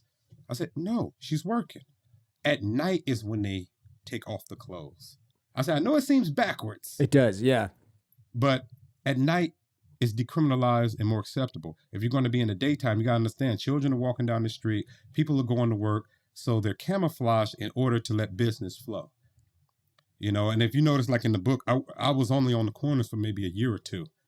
You know, because anything sold on the corner is cheap and devalued. I don't care. If it's a brand new 50-inch screen television that goes for $200, If you're selling it, if you tell me you just stole it from Walmart and you're selling it on the street, I'm not giving you more than $50 for it. Why? Because it's on the street. It's out of your trunk. But if you take that same item and you take it to Macy's, well, now it's $500. The item didn't change. Just the location of where the item is sold has changed. So once I noticed that, and I made most of my money in that life, other than pornography. I made most of my money in that life from in-call bordellos, even more so than the what they call high-class call girls, because that's all out call. They come to you. That's why they call them call girls, because you're calling them. In-call bordellos, where I would set up the house, I would always have one more lady than it was bedroom. So if I have a 4-bedroom house, there's 5 ladies in there. I put 2 houses in the book, but at one time I had 6. And some of these were apartments, but I called them stores. I would say, let's get another store open. And technically, I had no place to live. I had clothes at some of these places, but there was no place I could find peace. I would go to the bowling alley, sit there, watch people play bowl, or go to the gym. I had clothes at different places. I had cars parked there, but I didn't really have a bedroom. Because if I'm sleeping in a bedroom and all of a sudden 2 women are going to use this bedroom for work and live here, I'm going to relinquish that bedroom because that bedroom is going to make me thousands of dollars a day. It's not going to make me any money sitting there. And you get to the point where you got 4 houses, 2 luxury apartments, and you're sleeping on relatives' couches because you have nowhere to go just to have peace. Just, okay, I want to read a book one day. I can't read in those houses. We got customers coming in and out. I have no peace anywhere. You don't sleep. You know, so you're surviving off energy drinks and cocaine. I mean, yeah. I mean, you told me earlier that you try not to sleep at all. Oh, no. It wasn't that hard for me. I sleep maybe every 48 to 72 hours. And I don't call it sleep. I crash. I usually end up in my clothes. I'm on the couch. I'm where the last place. I fell asleep in my car one time. I pulled up and I shut the motor off and my head just fell over the steering wheel. And I woke up with the police shining a light in my face.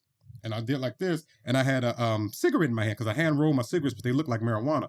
And I said, this is a cigarette. He said, we don't care about that. We thought someone shot you. He said, because we never seen anybody slumped over like that. I said, I've been up 3 days. And he could tell from my eyes like this. He said, I live right across the street. I just didn't have the strength to walk across the street. I said, I didn't even know I went to sleep. And I didn't remember turning the motor off. I think my motion probably did it. I didn't remember my head hitting the steering wheel. He said, we saw you and you just slumped over like that. And we just assumed maybe you had a heart attack or something. You're okay? Oh, wow. I said, yeah, I'm just exhausted. And I said, if you don't mind, I'm going to let the seat back and go to sleep. He was like, have a nice day. And I just rolled out the window. But that's how exhausted I was. But no, I don't sleep. Why? You can tell us about that. You mentioned it a little bit off air. You kind of, you said, all right, try not to sleep, right? So you're constantly drinking energy drinks and trying to stay up and not fall asleep. Yeah. Several reasons. PTSD. I mean, we're being honest here, right? Yeah. I'm always honest. PTSD, nightmares, some things. I don't have a problem with things I did directly. I mean, if we're playing chess and your piece gets removed, that's just the game. I have a problem with collateral damage and innocence that was affected by my direct action. And I live with that all the time.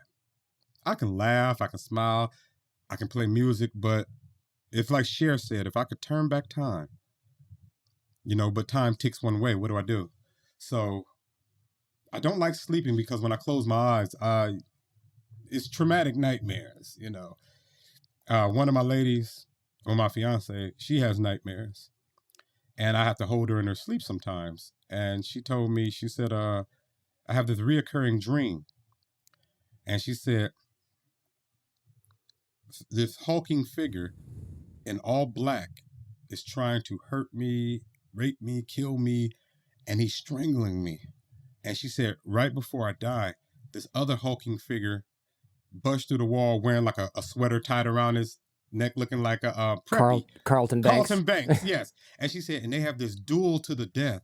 And she said, the Carlton Banks guy wins, and he picks me up in his arms, and he walks off. And I got mad, and I said, who's this guy that comes to save you that I need to go beat up that you care about more than me? She said, it's you.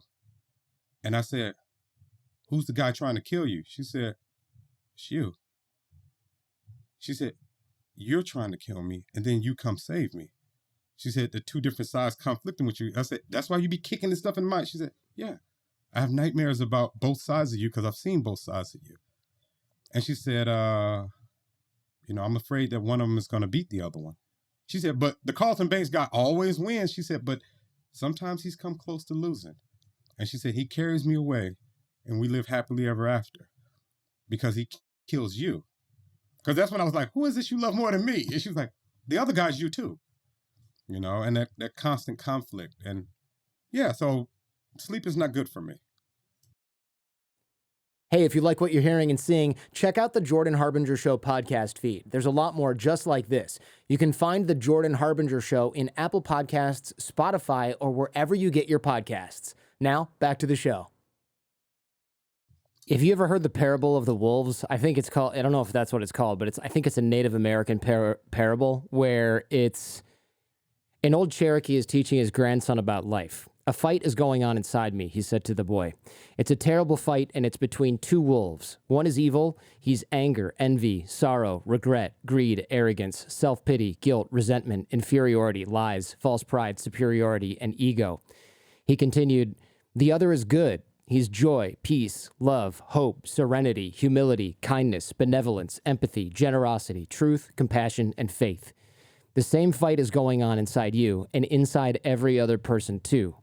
The grandson thought about it for a minute and then asked his grandfather, which wolf will win? And the old Cherokee replied, the one you feed. Yeah. Yeah, so I'm familiar with that. My mentor told me that one. People think my mentor was Pimp. He was at one time, but at the time I met him, he was a minister. And he was a pure of heart minister. And we would do a lot of Star Wars dialogue with each other. And he has daughters. I remember one time I was going to take his daughter and her friend. They were like 16. I was in my mid-20s. I said, I'll take you guys to Disneyland if you want. I'll just be a chaperone. They said, okay. I said, better yet, let's go to Raging Waters. And his daughter, like a water park? Yeah. Yeah. And his daughter tapped her friend and said, that's his way of saying he wants to see us in our bathing suits. I said, how did you know that? And she said, because your teacher is my father. Mm-hmm. And I said, don't tell him no. Yeah. But that's when I was like in my prime, but I couldn't help myself. And she said, your teacher is my father. I know all the games you play. But yeah, he's a minister. That's interesting. why do you think he sort of allowed you to be around his kids? It seems like that would be kind of scary if I'm a minister and I've got kids and there's a guy who's like a pimp or gangster or both, and he's like around my kids. I would be a little nervous about that. Well, he knew me in school. He was also my history teacher. Okay. And I was the last person to talk to him before he passed away. He passed away in 2018. So we're talking about a long relationship. Yeah, that's a long relationship. He's watched all of this. He saw me as a student of philosophy and things like that. He saw where I had 1 foot in, 1 foot out. He saw me go from good, bad, that kind of thing. He knew when I was doing the enforcer thing. He knew when I was, had gorgeous and all of that. He knew when I was doing the pornography in the gambling house. All of that, he got a chance to witness all of this growth. When he wrote me when I was in prison, ironically, I went to prison saving a woman's life, but that's karma for you. I do one good thing and now I got to go away. What was that? What happened there? A woman was going to visit a friend of hers, a woman that I knew. And she, how you go to an apartment complex and they have assigned parking. She parked in someone's assigned parking. Now, I don't know how that led up to physical violence, but it was 3 guys and 2 girls beating her up, and she barely got to her car. And the guys had gotten so worked up, they were trying to do things to her. Mm-hmm. And she texted me, and she called me. You say do things, you mean like it turned into a sexual assault, basically? Yeah, in front of people. Right. I mean, it wasn't like they were the only ones there and they were somewhere in secret. There were people watching. And these were young guys, and they had guns. 2 of them had guns that I saw visibly.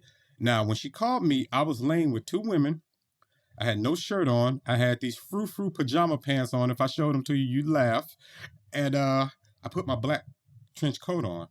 And I didn't have a gun at the time because I was on felony probation for another violent attack. And I didn't want to assault or whatever because I didn't want to violate myself. So I didn't have any guns in the house. I grabbed a cleaver for my left hand and a butcher's knife. And I put them up and you couldn't see them. I had them up my sleeves.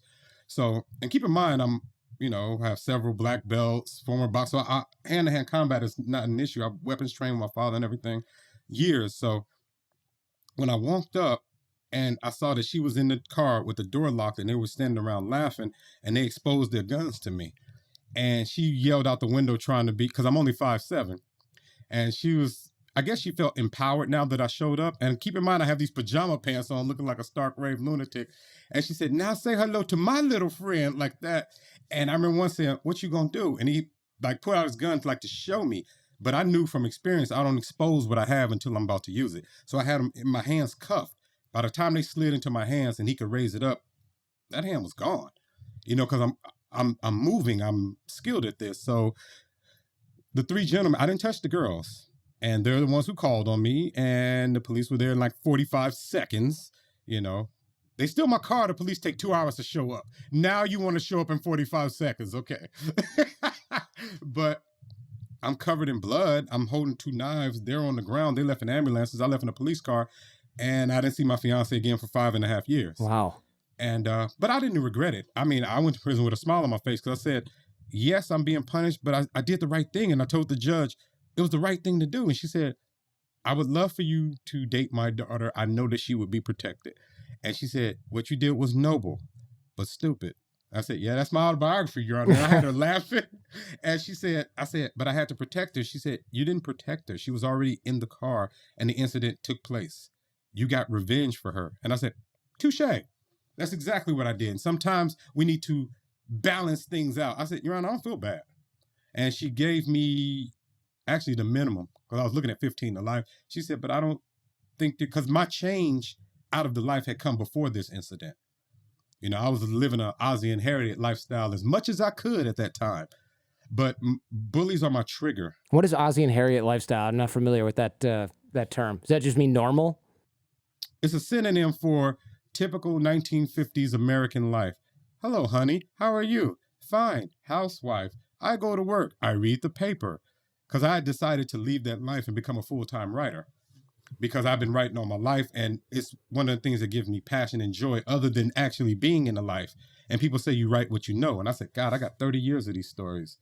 Most of the people who approach me, like in the Pimp Game, they're not asking how to be pimps. They mostly come to me about how to approach women using body language. So I said, you have to understand, a lot of married guys can't wake their wives up to get them a tuna fish sandwich. What do you think I say to a woman in 30 seconds to make her want to sell her body on the corner for me for 12 hours? I said, it's certain power in language and this you use. But when I teach guys this, I don't teach them so that they can go out and do that. I teach them so that they can be the guy at the bar. I said, I'm 5'7" and I don't think I'm the most handsomest man in the world. Watch me leave with all the women in this party and it won't take me 5 minutes. I said, you see that girl over there? Because most of my women are 6 feet and over because I have this obsession with tall women. I said, you can get her. I said, watch this. And I just come lean in her ear and all of a sudden she grabs her purse and I said, it's that easy. I said, you just don't know what to say, when to say, how to say it. You haven't been watching her body language. You haven't been watching her movements. You didn't watch how many times her eyes dipped down and came back up, things like that. I said, you don't know what to say. And that's what I was, that's what I usually instruct guys to. When they say, you're teaching people how to pimp, I said, no, I'm not. I'm teaching them how to have one brain submit to the will of theirs. Now, that can be on the job. That can be used parentally. We do it with our children every day. How do you get this kid to clean his room who wants to play his PlayStation? Well, there are certain things you can say. It doesn't have to be threats. If you can't outsmart a 4-year-old, you really need to go back to school. Yeah. But there's things you can say to make that child, wow. Mm-hmm. And next thing you know, they're doing their homework. I said, so you can take these skills anywhere, but that's something you really don't know at 19, 20, 21. You figure you can only use those skills in one place. So this is like the carrot and not the stick, right? When it comes to control and influence. Well, that depends on that particular technique. Okay. I have in certain instances I talk about the elephant technique, the lobster technique, the frog technique. You can use the carrot and the stick, but eventually you have to change out the carrot. It's a lot of mind control techniques, and I don't call them control. I call them manipulation because they're not steering, they're guiding. It's a big difference. You don't steer an airplane. You just crash into a mountain. You kind of guide it. It kind of flies itself with the current and the wind beneath its wings and the propelling. You're not really steering it. you kind of guiding it along the way. Or surfing, if you're familiar with surfing. Mm-hmm. Sure. Yeah, you're not really steering. You're kind of going with the current and with the wave, and it kind of takes you to the shore. It's like I lived in Aikido. Redondo Beach. Yeah. Exactly like Aikido. I tell someone, you use the harder you come at me using Aikido, the harder you're going to hit the ground. You're using your own force against itself. You know, I did my 6 months as a surfer when my family had moved to Redondo Beach for a while. I mean, when in Rome, I was about 11. No kidding. Yeah, not a bad place to learn how to surf. That's for sure. That's all the other kids did. I'm like, you guys play football? No, we go to the beach. It's like 4 blocks away. I said, okay, you got to get a board. And one of them let me use his board. Now, it wasn't a surfboard, it was a boogie board, but they were teaching me because, you know, I'm from Inglewood and I don't know how to. So they holding me up on each end, balance and all of that kind of stuff. And they taught me about the current. Keep in mind, they were teaching me. They were only 12 and 13. They're their selves. They've probably been surfing since they were 5 years old, though. Yeah. If they grew up there. Yeah. So look, in the book, there was never, and this could have been sort of like you selectively editing, but it sounds like you don't use physical force to control the women that you work with. You call that guerrilla pimping, and you say, not only do I not want to do that, I don't need to do that. I don't want to do it. I don't need to do it. And to me, again, that's my trigger. To me, it just seems like being a bully. Uh-huh. Because I said, guerrilla pimper to me is just a bully and an extortionist. I can do that to anyone. I can find someone smaller than me, punch him in the stomach, and take his money. There's no psychological to that, you know, and... Or in these women's case, somebody bigger than you because they're all bigger than you. Yeah, really. But no, I mean, I'm really against that. Now, was I forceful? I meant what I said. And like I used to tell them, I don't raise my voice. I don't raise my hand, but I don't repeat myself. I mean what I say. And coming out of an enforcer background, if you know anything about me, which some of them did, they know that I'm not going to ask you twice. I'm not going to repeat myself, but I'm not going to raise my voice either. So really here, I don't care if it's giggling behind it, really understand that I don't say anything, I make decrees. Now, that doesn't mean that you can't talk back, but I found there was more progress and cooperation. So no, I never used physical force.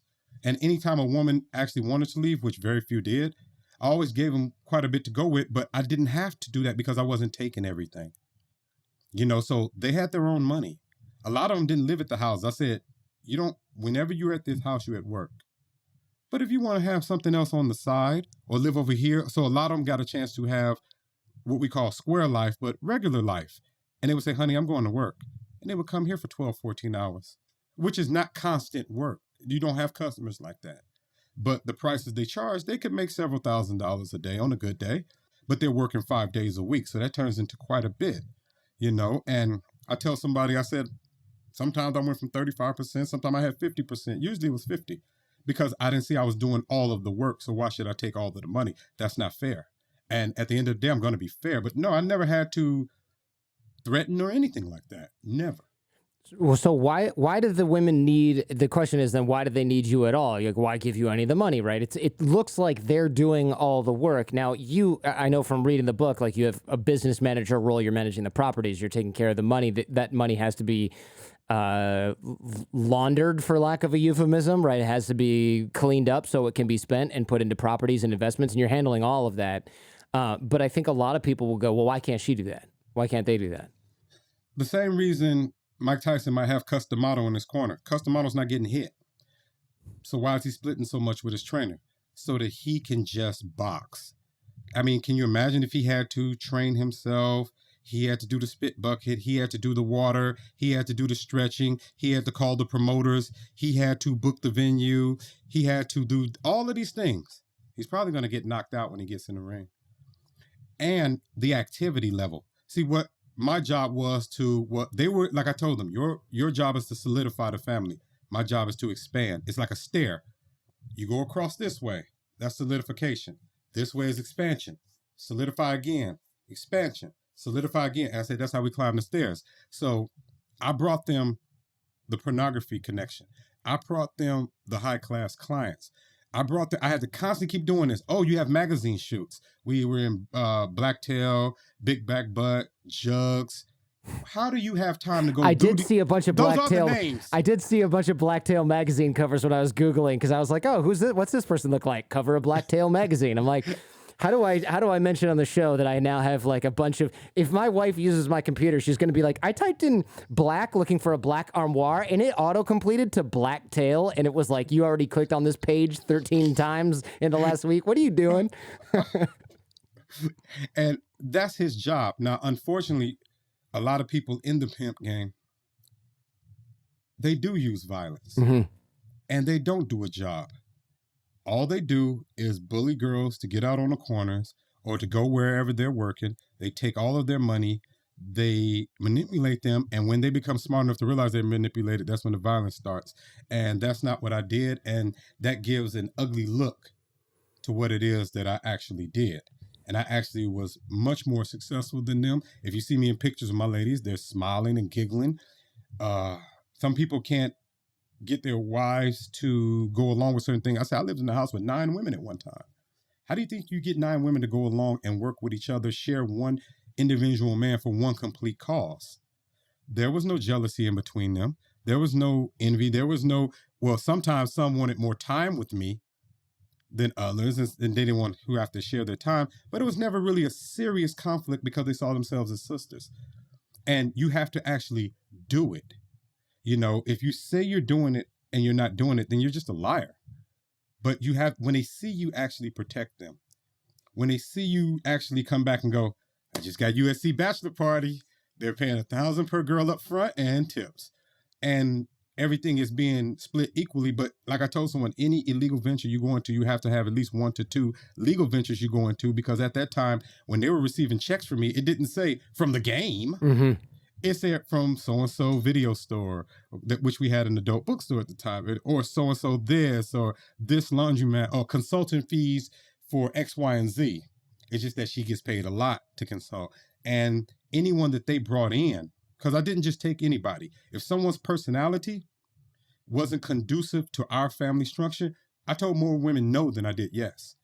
I said, because you're a troublemaker, or she's messy, or she lacks experience. And a lot of these women are big porn stars. And I said, you're not conducive to what we're doing. I'm sorry, I can refer you somewhere and I'll get you as much work as I can. But you can't be with us over here. You know, a lot of money was made in swing parties and voyeur parties. Oh, the voyeur parties, geez. Those were nice. You know, they were almost like what they call black tie affairs. And you rent a house that has a patio with a sliding glass door. And you move the furniture out and you make that a bedroom. And you sit up there and you have drinks and cocktails and dinner because you're using the kitchen also. And your women are walking around in lingerie. And then we pull the curtain back. And all of these couples, usually over 50 and very professional, and they come bring their chairs closer and they actually get to watch 2 and 3 scene shows. We close they have intermission. They paid a lot of money to see this, and we did those weekly, you know, and those are perfectly legal. Swing parties are perfectly legal. We did those almost every other night. Different ones in different sections. You know, there were some that were so highfalutin. You know, the woman Charlotte, I couldn't go to myself. You know, she would just, I need you to come pick this bag up. So we would take the bag and then divvy up, and everybody got fed. Even the people that weren't involved, they might only get 3%, 5%. She might get 50, but their extra percentage came out of mine. You know, so everybody ate, and it was. We look back on it sometimes with smiles. I'm not going to make it seem like it was all hunky dory. It was some rough things along the edges. You know, sometimes, especially at USC bachelor parties. I'm saying USC on purpose because that would actually happen. Sometimes testosterone and alcohol don't mix, and naked women are involved. And you're in a room full of guys who are about 6'6", 300 something pounds, and they're 19, so they have a lot of youth. So sometimes you have to bring friends with you and bring toys with you to let them understand that you don't own these women. You know, so most of it was violent, yes, but my violence was directed towards people who directed violence towards my family. Once they became my family, I internalized anything that they went through. So if they come home and they had a problem, then I'm about to go deal with it. And most of the time it turned out for my favor. Sometimes it didn't. I'm not going to say I won all of these exchanges. But the fact that I got up and did that, and their fathers never did, their brothers never did, their mothers never did, the boyfriends they had never did, I did. So you put each other in a different, higher light. But as far as forcing women, yeah, a lot of guys do that. You have organizations that do that. It's the difference between a pimp, a human trafficker. I used to pass out my cars at police stations because I was what I used to say, I'm a manager of adult entertainers. Mm. And I said, and he kept looking at me like, this was in my 20s. He's like, you've lost your mind. This was during the Gorgeous era. I just didn't put it in there. And he slid it back to me. And like, get out of here. And this was on King Boulevard. I think they're called Southwest Division. And I gave it back to him. And I said, we do bachelor parties. We have swing parties, voyeur parties. And he kept pushing it like, get out of here. So I just put it on the desk and I walked off. Put it on the little counter. And people were praising me like, man, you crazy. I did the same with the fire department. Then about 13 weeks later, the phone rang. And it was, an officer. And he said, his brother is getting married. Were you just joking? Or do you really have, because my business card had pictures of women's faces all on the front and back. Right, okay. And their bodies. He said, do you really have these girls? He said, this is just a bachelor party now. Nothing illegal, because I'm a police officer. Yeah. Can't be doing illegal things. He said, it's going to be full of cops. I said, are you going to do any background checks? Because half these girls got warrants. And he said, no background checks. We just need some dancers and some hostesses. And I said, yeah. And I told him the price because I know they all got good money. You're all employed. So I know that it went from there and you pass out more cards. So at the houses, a lot of law enforcement were customers. I got arrested by one of, on an unrelated charge. Mm-hmm. And he was apologizing to me. I said, man, do your job. Am I still welcomed at the house? I said, this has nothing to do with that. And when I got to county jail, I remember him giving me a bag of burritos. And I said, stop giving me stuff in front of everybody else. You make me look like a rat. Yeah. I said, throw me on the ground, punch me or something. I got a reputation to keep. Yeah, so I shared the burritos with everybody in there. Yeah, he comes by and he's like, quit looking at me, scumbag. Call me on Friday when you get out of here. Yeah. I can still come. I said, of course you can. You can't come by empty-handed. Yeah. Of course you can. But it's not like he arrested me for doing something that he approved of. This had nothing to do. He just happened to be the guy that showed up. Well, yeah. He said, that's how it works. Body cams, I'll let you go. I said, do your job. Yeah. This is part of my life. Do your job. I mean, I would appreciate if the cuffs are loose. Yeah. If you don't get, I don't get punched in the face in the back of the car for no reason or something like that. Yeah, but I said, show me no special treatment. But he did bring me those burritos because anybody who's been to county jail know that you get peanut butter and jelly sandwiches. Rarely do you get I'm on the Atkins diet. You can't be eating this. And he had those frozen burritos, which is like gourmet in there. Yeah. And when I turned around and all those hungry looking dudes, like, dang, he got 12. I put like 2 in my pocket and I just started throwing each of them one. They was like, oh, Mick is cool, man. No, Mick knows how to go along to get along. Mm-hmm. And he knows street, prison, and life politics. You say that a pimp must say no to all vice. That's an interesting kind of idea because that means like maybe no drugs, no sex. Why is this, right? It changes the power dynamic. What's going on here with that? When a pimp teaches a woman how to manipulate men, and a lot of people think that a pimp would have to control a woman. No, he's not.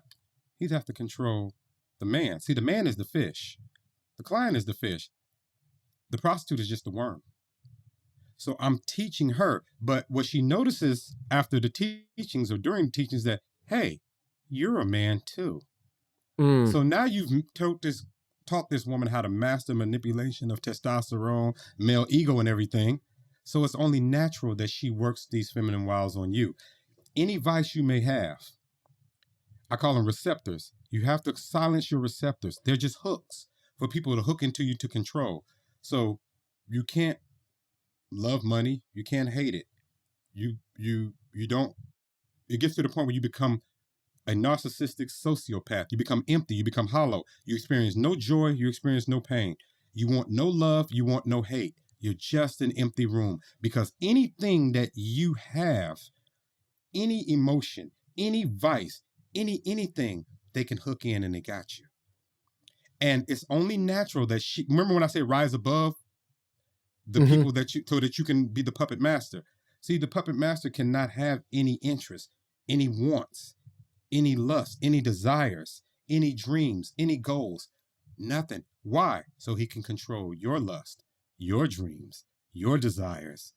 See, I can't manipulate and be manipulated at the same time. I have to cut those strings. Now, you're cutting yourself off from being controlled, but you're also cutting yourself off on any kind of joy or anything that you think you might feel. So what you're doing to them is being done to you by your own admission. You just don't know it yet until you get older and try to leave and go, damn, I'm just as screwed up. Right. I But flipped off all the switches because they were vulnerability, and now the programming is no longer running, right? So no personal yes, relationships, you say never appear human or vulnerable, never be outdone. So limit personal relationships. I assume that means like no talking about your mom or visiting the holidays and stuff like that. Like that's limited, right? that's off limits. You don't have you're Count Dracula. You don't have a mother. You don't have a father. To them, you don't have a family. You don't watch television. I haven't owned a television in 10 years. I said, you don't watch television. You don't keep up with sports. You don't do anything so that you can become everything. And that's the only way that you can appear. You have to separate yourself from the men that you've taught them to manipulate. They want things. I used to say, if you have a want, I can manipulate you. If you have any desire of anything, I can manipulate you or teach others how to. You cannot mislead a person who isn't going anywhere. But if you don't need anything and you're sitting still, there will be no manipulation there. Now, keep in mind, you've taught these women how to do this to the point of a mastery level where one woman I used to know, she slept with a man for $300, but she cried, told a sob story, and got $800 more out of him. And I knew one woman who her clients paid for, I think she had an abortion every day. Oh, right. So just to add to pad the invoice. Yeah, because the married clients, he was like, I think I'm pregnant. Well, here's the money for that. A couple of nights, I think I'm pregnant. 5 different guys pay for the same imaginary abortion because she could cry on cue because of things I taught her. What's to stop her from trying that with me? My son, he just got hit by a car. I was like, nice try. She was like, yeah, I'm going to get you one day. Uh-huh. Nice try. Like, you're I hope he's okay, but I'm not going to do anything about that. You have to learn because emotions are their tools in which they work with. And that's their weapons. And you are a man. And you are the only man in their lives. You're their lover, you're their father, you're their brother, you're their protector. You're their Dr. Phil. When they cry in your arms. When they tell stories about, certain basketball stars wanting me to do this, that, and the other, I'm the one hearing that. I'm the one sitting there with her on my lap. I'm also the one motivating her to go to work. All of her emotions are connected to me. So naturally, knowing what she knows now, she's going to try to do that with you. Not even knowingly, not even on purpose. It's just become who she is now. You say right when she thinks she knows the rules, I alter them, keeping her always on her toes, wondering and off balanced and somewhat intrigued. I've been doing it for so long, it's just a natural instinct at this point. So it sounds like what you're saying is that same thing happens to them too. So you're training them how to do that because you're doing that with them, and then how did you phrase this? Hold on, I've got it here. It says, no matter how long you dance with the devil never changes the song. The devil changes you. So you change a woman before her eyes. No matter how you sneak up on a mirror, it always looks you right in the eyes. Yeah, you literally transform them. But you're transforming yourself at the same time. Right, it's not but safe to dabble. But you don't know that you are. Yeah, it happens. Yeah, right. You don't know what's happening. It's not safe to dabble in this because it sucks you in based on your insecurities. Yeah. Because once it sucks you in and you learn a certain level of mind control, anything that was insecure about you no longer is. Because I have 20 of the most gorgeous women telling me I'm the most handsomest man in the world. And that was something I was insecure about in grade school. I have an aversion for women who are 6 feet tall. And like one woman said, in my heels, I'm 6'5", you're 5'7", but I find myself looking up to you. See, I'm 10 feet tall around her in her presence. And she's all powerful in my presence, so we can't separate.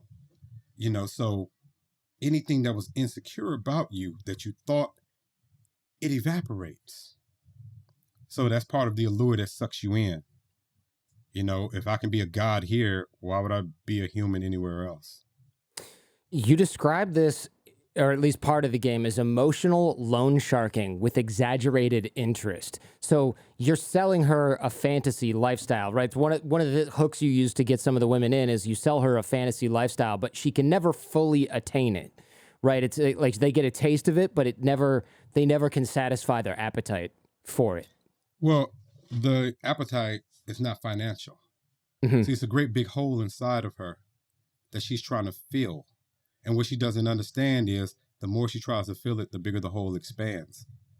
And like I told one woman that I went to heal, because I can work backwards, I said, there's a hole inside of you, just like me. But I'm not incomplete because I decided to be a donut. See, a donut has a hole inside of it, but it's not incomplete. A tire has a hole inside of it, but it's not incomplete. Because when she goes back into her PTSD thing, I always tell her, be a donut. You're not a damaged human being. You're an altered human being. I said, you went from a caterpillar to a butterfly. These wings aren't strange. This is just your new phase. You're no longer a caterpillar. So don't think because you don't have all these legs anymore that you're a defective caterpillar with these wings on your back. You've just become a butterfly. You know, helping her through the PTSD. I said, you're a different human being now. You're an altered human being. But yes, it is emotional loan sharking. And it's an emotional and psychological twist and game. It's not financial at all. See, the fantasy is not financial. The fantasy is not financial. The fantasy is emotional. The fantasy is psychological. It has nothing to do with money. That's why you'll find one with a lot of money and they might commit suicide. Or you might have some with a lot of money and they're just sitting there on drugs. It's something that they're not getting that money can't supply that you have to supply. That relationship you see a lot in sadomasochistic relationships. You know, the dominant and the recessive. See, what they don't understand is they submissive, think that the submissive. Yes, they think that the master is in control of the sub. Not really. The sub is actually in control of the master. See, they don't understand masochism. You know, the master is only a master with the sub. So who needs whom the most? Because without the sub, then the master is just some guy that works at Jiffy Lube. He's not a master, you know, but he needs that sub in order to create that part of him. It's just that the sub is tied up. But the sub, that's what I call the power and submission, or the power that truly lies behind the throne and not on it. You know. This makes sense, and you detail a lot of this in the book. I mean, there's even things like contract negotiations, and one sample is if she comes and says she has a better offer from another pimp, don't lash out or get angry. Give her a better offer. She's not saying she wants to leave. She's asking you to give her a reason to stay, which is just about like any other job offer or contract negotiation in any other industry that you'd normally hear about. Yeah, if she says, well, I'm going to go over here and dance at so-and-so. You know, they do this, that, and the other. I said, well, good luck over there. That's good for you. I said, I would take that job too, but, you know, were you going to be okay? Yeah, because see, the rest of us, we're about to start making these adult films, and we're going to make 6 times more than that. And if something opens up, I'll give you a call. She's like, when are you starting that? Oh, we're going to start that Tuesday. Well, wait a minute now. Wait a minute. Mm-hmm. I'm like, no, good luck. Oh, you want? Oh, sure. You can always come back. Oh, you don't want to leave? Well, it's just like anything else, you know, once you become a free agent. And you have to keep in mind, in that life, you're always a free agent. You can walk out at any time. So that's what, when you're going back to what a pimp's job is, I have to constantly make you not want to leave. Oh, so-and-so movie is doing extras. Well, a lot of these girls, this is in my third, now I'm skipping ahead 10 years, websites started coming into play. So a lot of them had their websites. So I like I told someone, I said, how much would you pay? I don't know if I've told you this before. I said, how much would you pay to have sex with a Puerto Rican girl? Very pretty Puerto Rican girl. What, $300-$400? I said, how much would you pay to have sex with Cardi B? $50,000-$60,000 some. I said, okay, my job is to transform a Puerto Rican girl with bad diction into Cardi B. Now, I don't have a record company to do that, but I did have a production company distributed by Hustler, distributed by Gentleman's. So I can put you, see, you have sex 2-3 times a day for a certain amount of money. How would you like to have sex one time? I cut you in a percentage. I put you on this box cover and they distribute it to 20, 30, 40,000 outlets at $5 each. I said, how would you like that? Now, when they go to your website, you don't have 100 subscribers. Now you got 4,000 or 5,000 because you're known in Spain. You're known in Uruguay. You're known in Australia. You got people flying in from Dubai just to be with you because you're not a Puerto Rican girl anymore. You're Cardi B. You're Madonna. Even though your looks hasn't changed and the service that you're providing hasn't changed. So what I did was multiply your income because I proved to a woman that I can give you 50% and you will make 10 times more than the 100% you have now. I said, give me 90 days. It didn't take longer than 30 because now she's getting those calls. Now she has politicians looking for her and she hasn't changed. She's still the Puerto Rican girl from the Bronx, but now she's Cardi B. And I'm using her as an example, not that I had any dealings with her. You know, when I was doing this, I don't think she was born. Yeah. When I first got here, she's like in her 20s. But you're just talking about branding, though. You're talking about branding and marketing. Yeah. Right. I said, you know why women are on the corner? The only reason you put women on the track is just to be seen. Now, if I can put you on internet sites and if I can let you do this out of your home and I can bring webcams there and I can set up customers coming in from here and there and the other, why would you stand outside? That just devalues you and it puts you at risk. But a lot of guys who are pimps, they do that for their own natural ego. Look what I got that girl to do. I didn't have to do that. I didn't come from that background.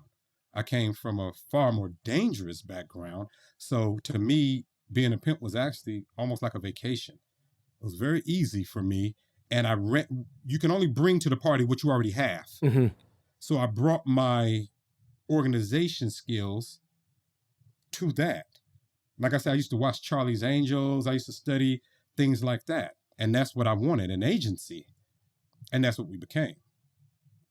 Now, you talk about knocking, which is like breaking someone down or training a lion. You say, figure out what she needs. Is it fame? Is it love? And figure it out before they do.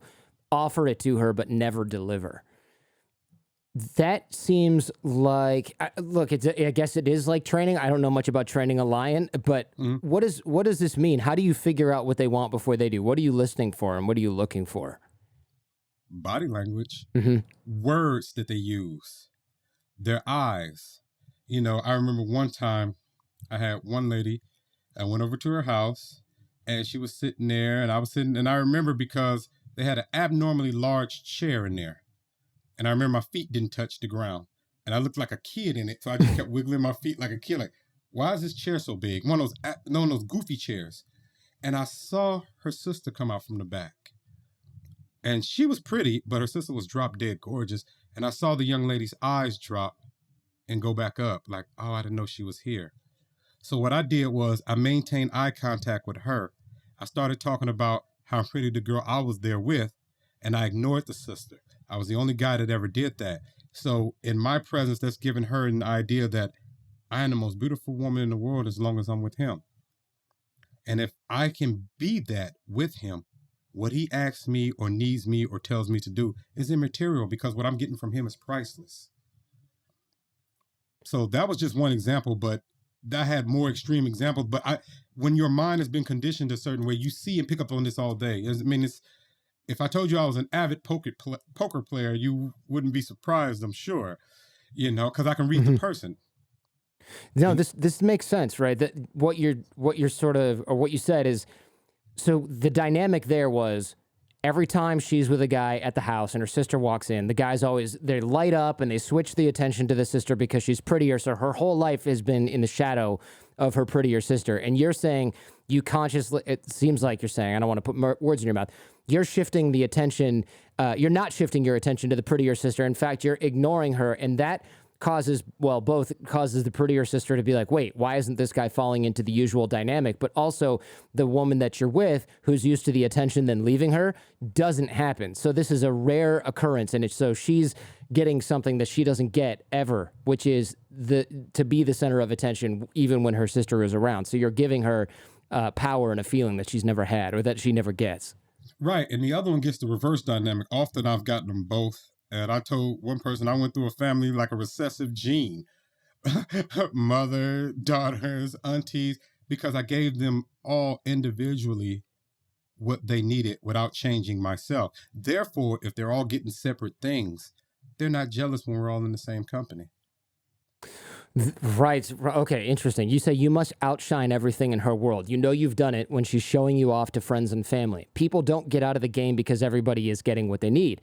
The pimp gets cash, she gets love, the trick gets sex, and this sounds like that scenario, right? So the pretty sister in this story is she's chasing you because she's like, what's going on here? And you're giving her a shot at fame or some other thing that she wants that you figured out. The less pretty sister in this example is getting power, attention, love, whatever it is. And so you just figure out what everybody in that situation needs and you give it to them, but not enough that they feel satisfied. You just keep them chasing you for more. Actually, I was giving it both to them at the same time. One is chasing me because she's being ignored. The other one's chasing me because she's the center of attention. I'm in the same room with both of them.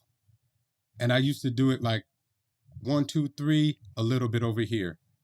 1, 2, 3, a little bit over here. See, you don't hurt the middle sister. She was a middle child. You don't hurt the middle sister by ignoring her. That's her comfort zone. That's what she grew up being. She's Jan Brady. So you don't hurt her by that. You don't get her attention by that. You get Marsha Brady, the one who's used to getting the attention, the oldest one, the fine one. You get her attention by ignoring her. You get the middle one's attention by being the center of attention.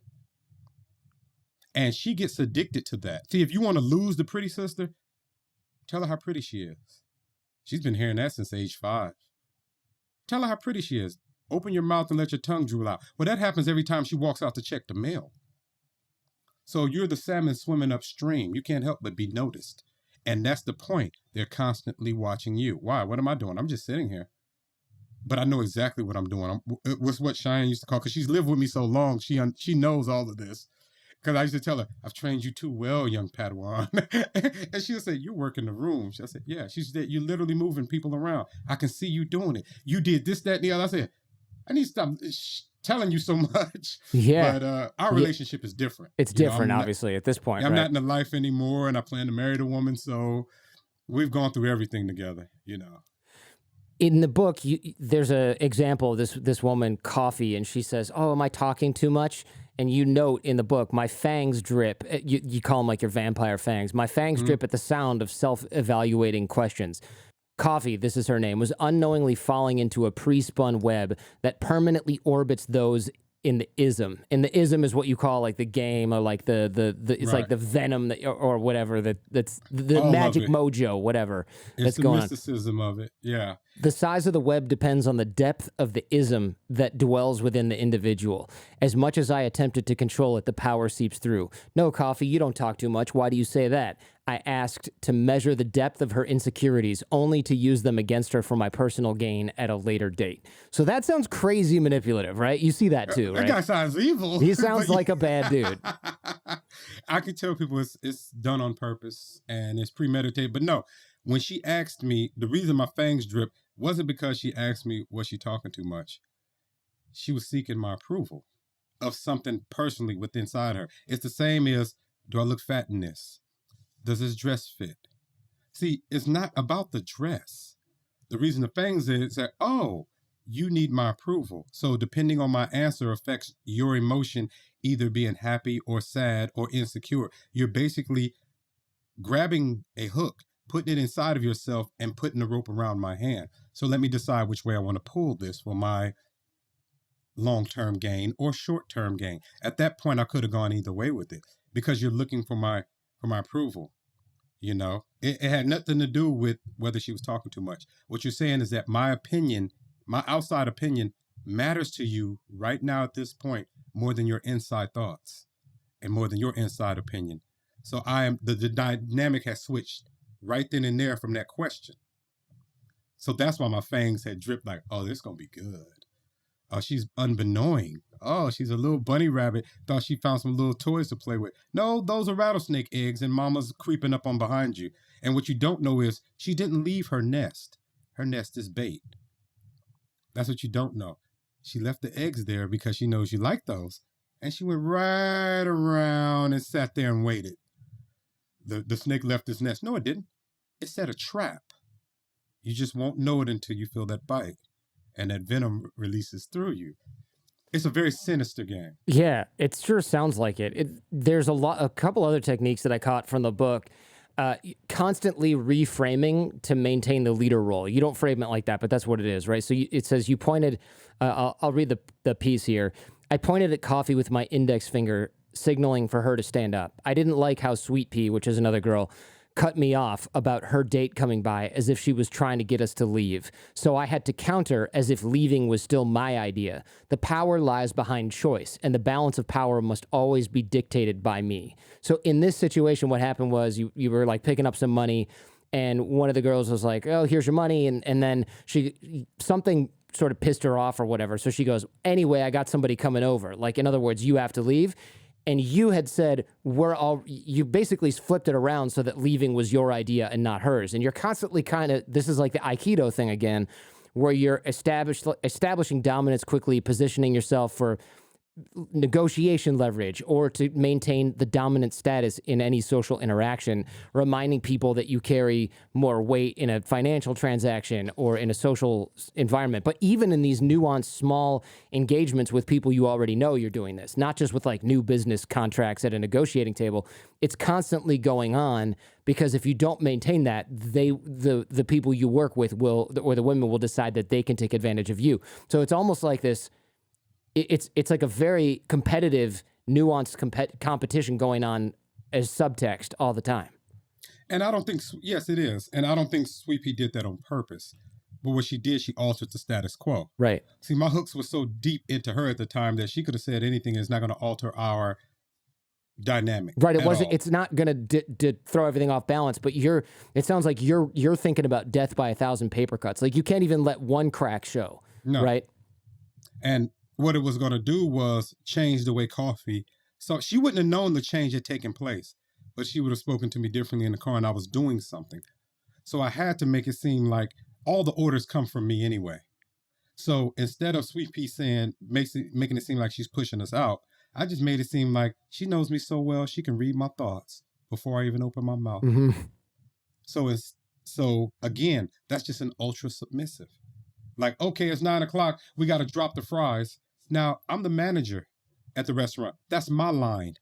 We have to drop the fries. But if the employees yells that out, and in order for me to keep status quo, I'm like, you're learning. You're learning. I like that. So it's still, I'm in control. I'm in the power. You don't tell my employees what to do. Even though it is fry dropping time, that's my line. That's what I say. So in order to maintain that, I just have to make it seem like you're well trained. This is interesting, and this reminds me of when I used to do a lot of the dating instruction and stuff like that back in my 20s and 30s, and women, you're super familiar with this because you basically invented and mastered all this, but like some women would say, like especially like tall, beautiful women that were out of my league, so to speak, they'd walk up to me, I'd be talking with them, and they'd go, I want a cigarette or something like that, or I want a drink, and I would say, all right, go get us 2 drinks. And she'd be like, no, you get it. And I'd go, yeah, I'll have a gin and tonic. I'll be right here. And she'd be like, all right. And she would go off and either buy or get someone else to buy us drinks. And my friend would go, what was that about? And I'm like, trust me, if I go get her a drink, she's going to be like, bye. And that's going to be it. If she's even here when I come back with the drink. But then that would routinely, she would come back with drinks, and I'd be done halfway through mine. She'd go, do you want another one? You know, and I go, yeah, let's get another one, but or hold on, let's get one in a few minutes, right? And I would be, and it was exhausting, and I don't love that I was doing this, but when you're in your 20s, you're playing these games all the time, especially with women in bars and stuff, and it's like this subtle jousting or checkers or whatever you want to call it, and if you screw it up, then you get nowhere. And that's why a lot of guys would complain, like, I can't believe it. She said she wanted a drink, and I went and bought one, and she gave it to this other guy, and then I'm like, now I'm that other guy. Why did she buy a drink for me? Well, because I told her to. Why did you buy a drink for her? Because you wanted her approval.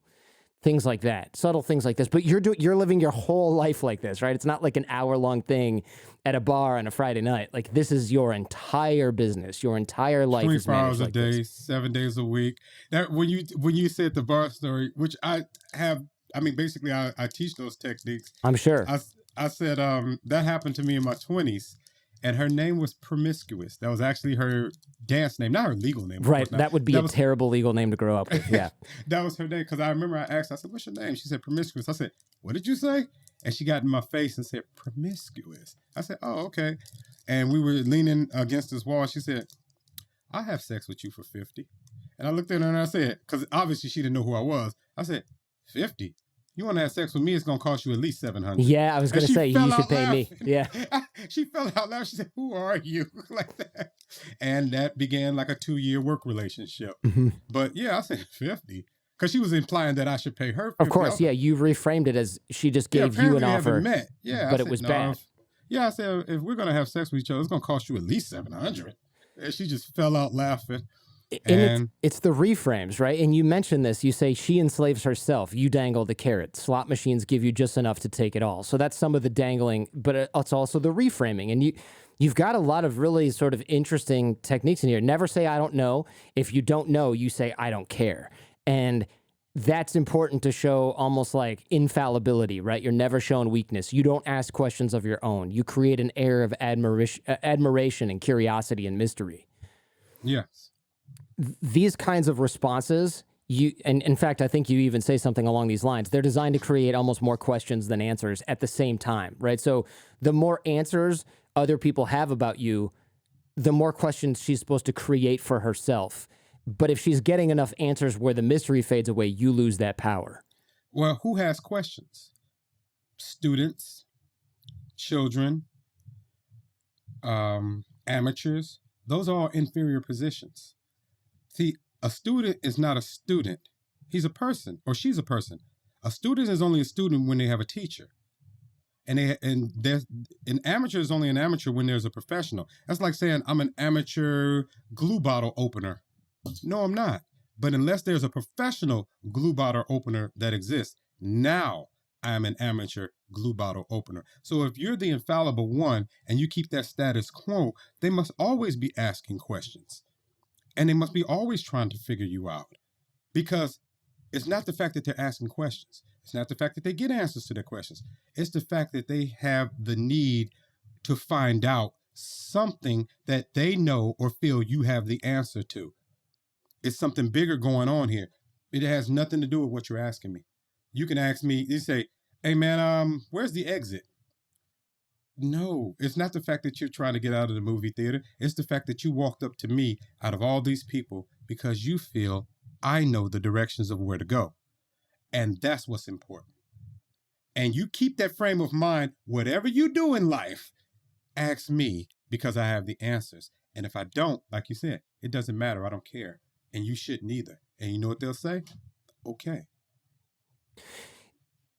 Early in the book, you take the girls out of their comfort zone. You say, like one of the first interactions might be you take a girl who's from the hood, you take her to Beverly Hills, and they feel off, and you tell them to dress in a certain way, and it's maybe not quite a good fit for where you're going. Like you tell, dress up like we're going to the strip club. So they wear like revealing clothes. Then you take them to a really classy restaurant and they're looking awkward. They're feeling off. People are staring at them. So they're looking at you for leadership. Or you take a rich girl and you take her to the hood. You say cocktail dress, and then you take her to like some fried chicken place in the middle of the hood at 1 o'clock in the morning. And everyone's like, oh, and gawking and making comments. And they're meek. They're powerless. They're afraid. So they're getting as close to you as they can because you're the safety in the situation. Yeah, I put that one time on Facebook in a group, and they said, guys who think you need money to make a woman listen to you or follows you or admire you. I said, what if the woman is rich? How do you get her there? I said, I can get Kim Kardashian, and I'm just using that as an example because that's a rich young woman that came to my mind. So there's no particular reason why I'm using that name. And they said, how would you get her? How would you impress her? I said, I would show her things she's never seen. Well, a woman like that has seen everything. I said, no, she hasn't. She's never been to a lowrider show on Crenshaw Boulevard on Sunday night at 8 o'clock. She's never been to street races in East LA. She's never had a taco in this particular neighborhood. She's never witnessed an actual gang shootout. I said, it's tons of things I can take her to. She's probably never been to an authentic soul food restaurant. She's never done these things. She's probably never been fishing on a dirty-ass Mississippi lake. I said, I bet you she's never done those things. And she will look to you. I said, she's still a woman. Her money does not affect her estrogen. I said, I would take her where she's never been. Oh, you thought I was talking about taking her to restaurants that she actually knows the owner and can buy? That's a dummy move. That's a really dummy move. No, we'd be standing there in East LA eating street tacos. That's what we'd be doing.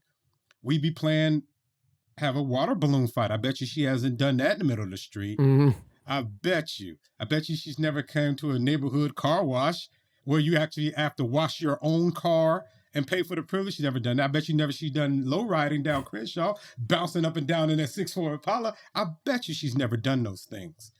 And I bet you she'll be as happy as a little kid at a Disneyland park if she were. I said, but you took her someplace that she's familiar with. I keep them with the unfamiliar. Why? Because if I'm familiar with something, she's unfamiliar with it, then she's always looking for me, asking me questions. Is my dress too long? We go back to that same dynamic again. So yes, there is a way to have a woman who's worth $30 million, but has to question her every move to get affirmation from you. It's just the world that you took her in. I bring her into minds. It's where I rule, where it's my thing. If I were a boxer, I would only take her to fights. Why? Because I knock people out here. See, they're screaming my name. Why would I take her to a basketball game where we're both just fans and she's more famous? That's kind of stupid. You know, that would be kind of stupid. I wouldn't do that. I would take her where I reign supreme. I bet she's never been to an underground after hours. I bet you she's never done that. And she's afraid of everybody in the room, but everybody in the room is afraid of me. So you're able to calculate what a woman is worth in your business in seconds. And I think that is, it's kind of interesting, right? You do it in the book really, really quickly on the fly. How do you do that? From experience, using numbers. I do numbers really well, very fast in my head. And it's like, consider yourself a football coach. On my team, everybody can play. Well, my son is about, let's say my son is 110 pounds. He's 5'11". He can't play football. He's too little. No, he's my wide receiver. Well, I got this nephew. He's 300 pounds and he's 5'5". Good, I need a center. You know, well, I got my other son over here. He's delicate. He doesn't like to be hit and he wants to play soccer. Well, he'll be my place kicker. See, I can make everyone a star. They just won't play the same position, but they'll all be football players. And I can see just looking and size them up. I'm able to do that really quick. I do it in poker and you can teach that. You know, it's a difference of pros and cons. They just, after a while, it becomes so natural. I mean, I can't turn it off. And just when I meet anyone, primarily women, it could be at Target. Could you tell me where so-and-so is? Already, it's just already going through my head. And I try to turn it off. You know, sometimes, like when you're with someone who is from that life also, you guys have to stop with each other. And then we're like, okay, don't speak that language. Don't speak Pimpanese to me. Or you're like, oh, I'm sorry. Because you both have to turn it off because it's constantly on. It's like two con men getting married. Like, look, we're not going to have much of a relationship if we don't turn these switches off. Okay? We have to both turn. But it just becomes, when you do something for so long, it becomes so natural. It just becomes who you are. It's what you see. You know, you read the woman's eyes. You read this. You read body language. Like I told some dude, I said, she's going to reject you. And he said, how do you know? Before I walk over there, I said, because you looked at your shoes twice before walking up. And if you looked at her body language, her whole shoulders shifted when you did that. It showed her such lack of confidence that she's no longer interested in you. She had you built up in her mind looking across the bar at you because you're so handsome. You don't look so handsome to her anymore. I said, watch what happens. And they always come back, man, you're right. I said, you're not looking at what I'm looking at. You don't see it as fast as I do, but I can show you. I said, but you go out and do these social experiments. You know, I saw one lady, I shouldn't say girl, these grown women. And this was after I was out of the life. This was with a friend. This was right before, was this before I went away after I came out? This was after I came out. So this is really recent. Mm-hmm. This was, I was still at the halfway house. And this was on a weekend pass. And I took a friend to a bar / club, whatever. And we were looking at women. And I do this for sports sometimes. I still have my eye on the same woman that I wanted to be with. You know, the one I've been with for like 17 years. So we were just out and I said, I'm going to pull her in the middle, the one that's looking at me. And we were sitting not too far from the door and I sent her a drink. And I sent her another drink. And I sent her 3. And he said, she barely looks up at you and smiles. Why you keep sending her drinks? And I said, oh, you thought it was because she was thirsty. No, I'll show you in a minute. And I said, see the alpha female? the one that's holding the car keys and keeps pulling it out and reminding she's alpha female, she's not the attractive one. If I go up and talk to her in a group of those girls, the alpha female who's not as attractive is going to be jealous, and she's going to shut that down. Because I noticed that when the alpha female laughs, the whole table laughs. And the one I wanted laughed last. But she's looking for permission to laugh. I said, so she's a nice beta female. He said, then why are you sending her drinks? I said, wait a second. And then she got up and she was walking across, had to walk past. I said, I didn't send her drinks because she looked thirsty. I sent her drinks because I needed her to get up and go to the bathroom. So when she went to the restroom, I said, watch this. Now that she's separated from them and she can't look to her group for, should I like this guy? Should I give him my number? What do you guys think of him? Well, I ambush her on the way back. Now, when you ambush a woman, you don't That's get a great into... term to use for approaching a woman. Let me jump out of the bushes. When you ambush a woman, remember, if she's beta, you can't get into her comfort zone. So I always tell guys, extend your arm.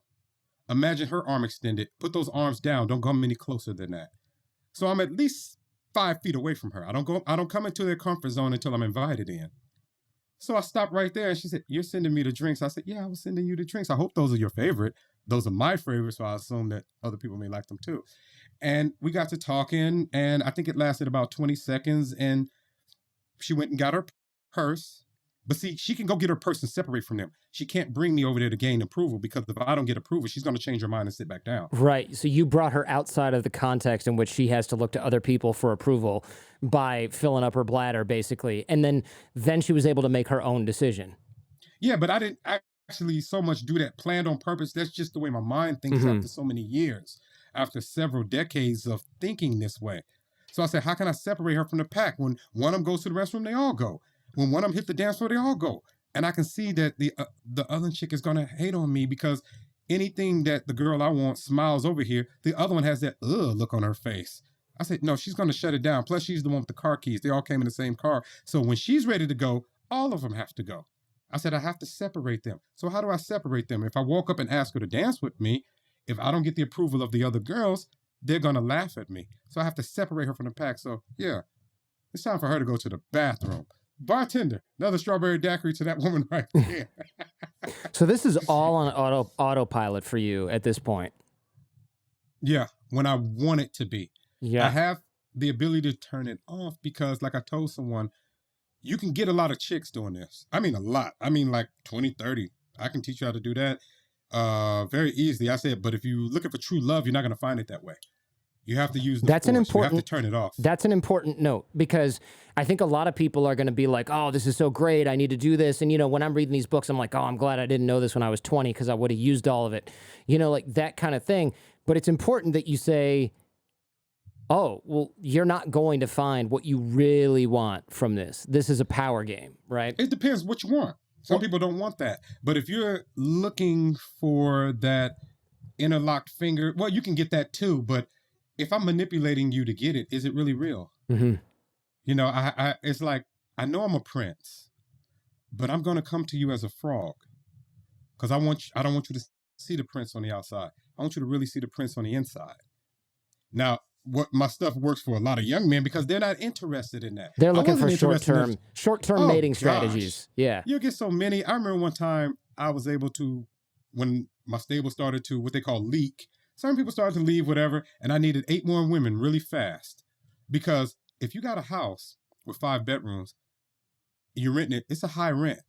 It's high maintenance. Now you only got 2 women there, but you still got these empty bedrooms. And now at this other house, you might have 3. You got 2 empty bedrooms here. So your bills haven't changed, only your money has been cut in half. So you have to fill those rooms. So the quickest way I did that was when I went to a strip club one time, I figured out who the alpha female was easily just by looking around. Didn't take me long. And she wasn't the most attractive, and she's usually the oldest. I got to her and I knocked her, because I knew if I get her, I got all the rest of them, because they do what she tells them to do. So I was able to pull 8 with just knocking 2 from 2 different strip clubs in the same week. And I was able to fill those rooms up, because I don't have to talk to each individual woman. I just have to talk to the one that they listen to.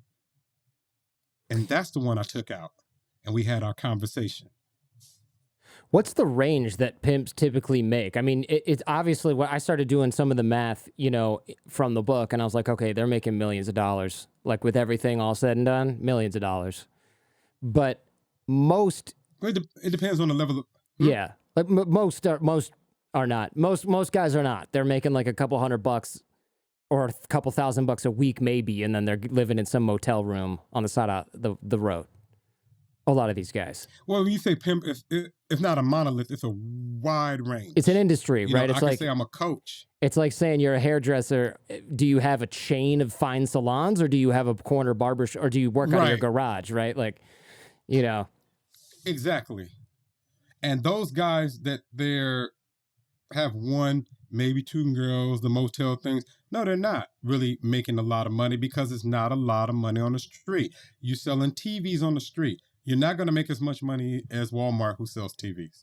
Same TV. You're just not. You're not going to have the number of customers coming down the street.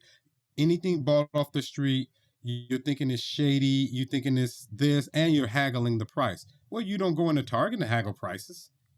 But if you buy a television off the street, I want $50 for it. I got 42. Fine. You're going to do that naturally on the street. And no, they're not. A lot of them are not making money. They're breaking even and they're surviving. And heaven help you if you throw a drug habit in there. Oh, yeah. And a lot of vices are just party vices, marijuana, alcohol, which, and they're not, no. But if you're taking it to a different level, yeah, you're making a lot of money. It depends on the level of activity in which you yourself provide in the realm. I mean, you can be the king of Guam or you can be the king of the Tsar of Russia. Russia's a much bigger country. Now, if you're the king of Guam, you're still a king. But it's just a much smaller country with smaller industries, so they can't produce what, say, the king of England might be able to produce. So it depends on the level of game that's inside the man or woman. Don't make it think it's all a man-woman dynamic. Mm-hmm. I mean, we hear about madams all the time, right? That's just a female. I've met quite a few that have some heavy game, and they mostly come off as mothers. Because what a lot of people think is that most of these women have daddy issues. That's not really true. They mostly have mommy issues. That's why the pimp uses the bottom woman. My ex-wife, she was coming from the life. She was 12 years older than I am. She can get way more women than I can. And I can pull a lot of them. We used to go out and compete. And her favorite line was, come here, come to mama. She said, they can't resist that because they never had that. She said, Daddy, he was never there. Mama is the one whose love they tried to get. She said, how can you get a person's love who's not there?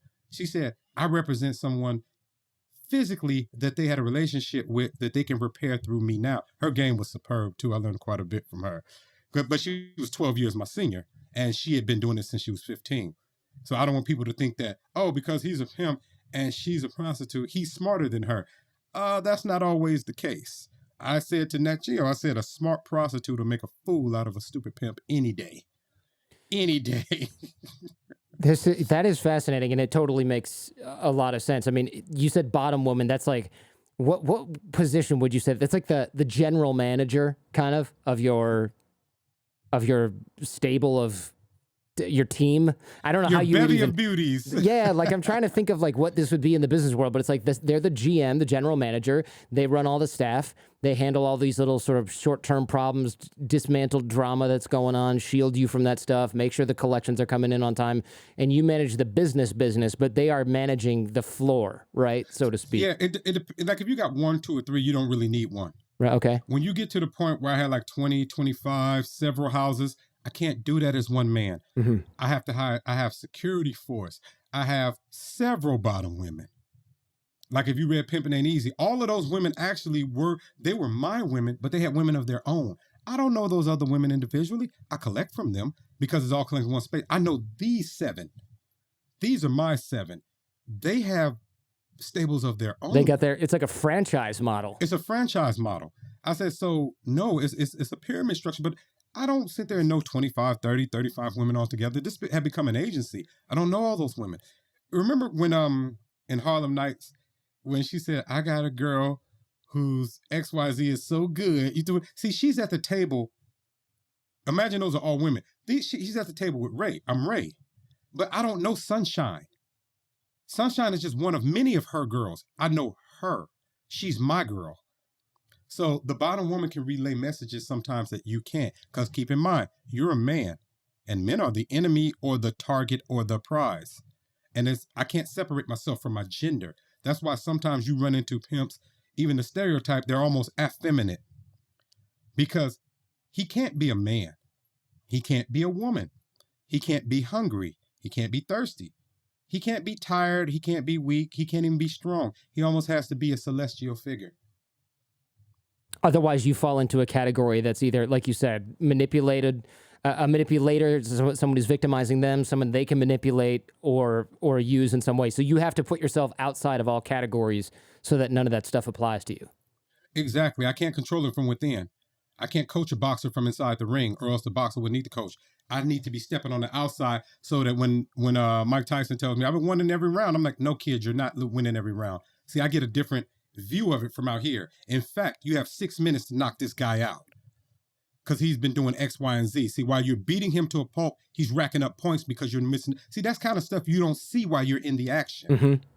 You just know that physically you've been hitting him and his face looks worse than yours. So you must be winning. That's why boxers are shocked at the end sometimes when they don't get the decision.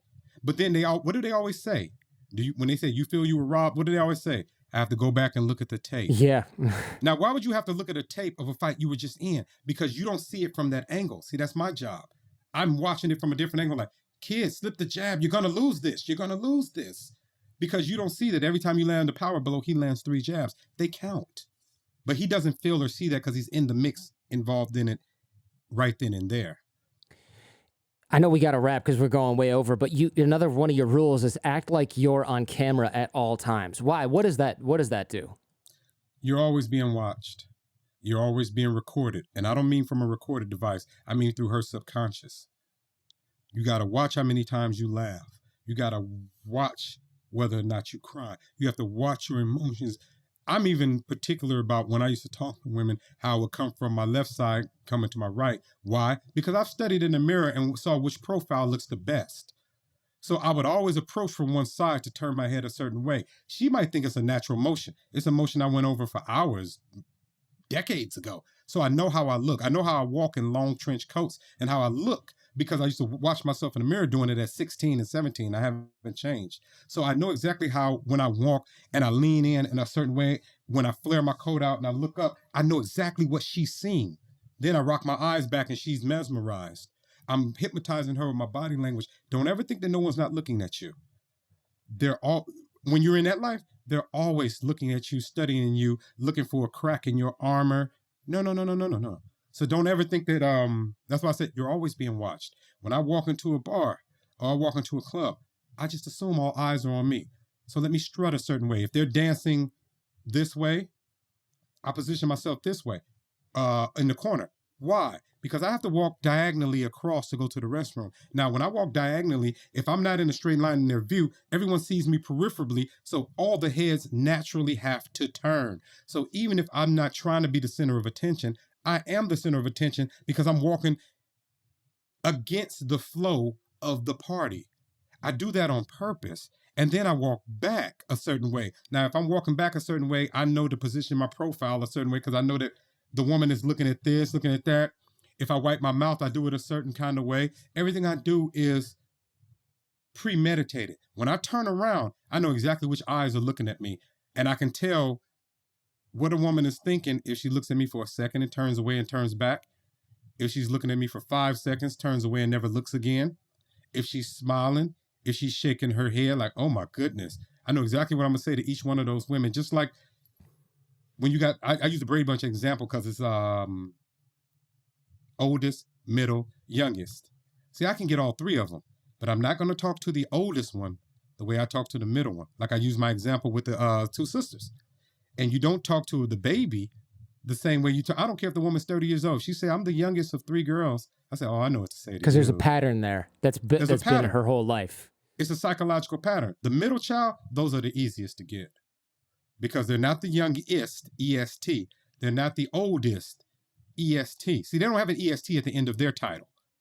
You know, so they're the easiest, and usually the middle child, oh gosh. I going through the middle child, like I said, I'm going to go through that whole family like a recessive gene, and they're all going to be in the car with me. They're all going to be in the bed with me, and they're all going to be having their needs fulfilled, and I might not even touch them. I say because I'm giving the oldest something psychologically that she craves, the middle craves something different, the baby has something else. And I can always tell, even with men, when a man reacts a certain way, I can always tell. I say, you were raised by your mom primarily. And I knew one, I said, you were raised by a grandmother primarily. He said, how you know? I said, grandmother's babies can do no wrong. And I said, you're so narcissistic and you think that it's your way and all. I said, it was your grandmother, wasn't it? Because a grandmama's baby is different from a mama's baby.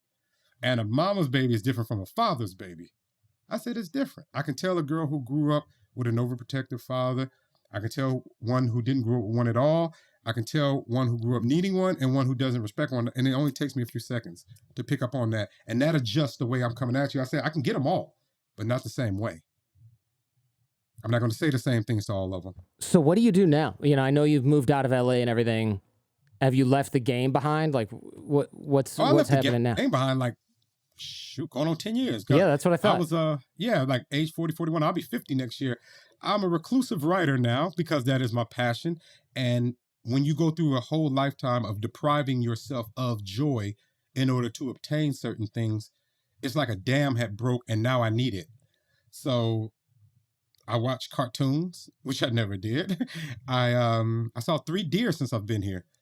You know, I live in the sticks. I live in Washington State, basically almost in the city/forest type of environment. And I live my Hemingway lifestyle. I live the life of a reclusive writer. I've collected 30 years of stories and I'm going to have a well of information. 3 lifetimes wouldn't get it out. So I have to get out as much as I can. I combine stories within stories to get them all out.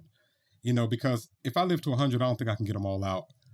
You know, because I wasn't writing along the way. I just collected all of this stuff in my head and I enjoy writing so much. So I'm your stereotypical reclusive writer now. Like in that Johnny Depp movie where he went nuts. Well, hopefully it won't get that far. But man, I got to say, I appreciate the knowledge. I appreciate the candor. You know, a lot of people are going to be like, I can't believe you had that guy on. You know, this is glorifying it. It doesn't really sound, I mean, you're not, look, it's hard for me to say, and I don't want to put words in your mouth, but it certainly doesn't seem glorious, glorified, glamorous when you say, you know, you gave up a lot for this and that you wouldn't necessarily recommend it. I mean, it doesn't sound like, you're not encouraging other people to do this. And it sounds like when you did it, it wasn't a great deal for anyone at that point. I mean, at the beginning, no, but my attitude was, if we're in this life, let's do it as safe, responsible, and smart as possible where everybody is happy. I said, this is not all my money because I'm not doing all the work. We're not going to be outside because you can't be protected that way. And when you start to see them and call them your family, well, if my sister chose to do something, that's fine. I don't want my brother or my son to be a boxer either. 7 out of 10 end up with permanent brain damage. I don't want my son to be a boxer. But if you're going to box, son, and you're hell-bent on boxing, let me put you with the best trainers, the best promoters, and the best fights possible so that I can make this. If you're going to be my son and be a boxer, I want you to be Floyd Mayweather. I want you to walk out of this with $1 billion. And I want you to walk out of this with good stories and good experiences. Now, I don't want you to box at all. I'd rather you be a school teacher because you're less likely to get punched in the face. You may nowadays in some of these schools, but it's only once or twice. But if you're hell-bent on being a boxer, even though I really don't approve of it, then let's do it right so that when this is all over, you have your money to look back on and you have most of your brain cells left. Let's do it right. Let's get you a nutritionist. So that's the way I approached it because we were all stuck.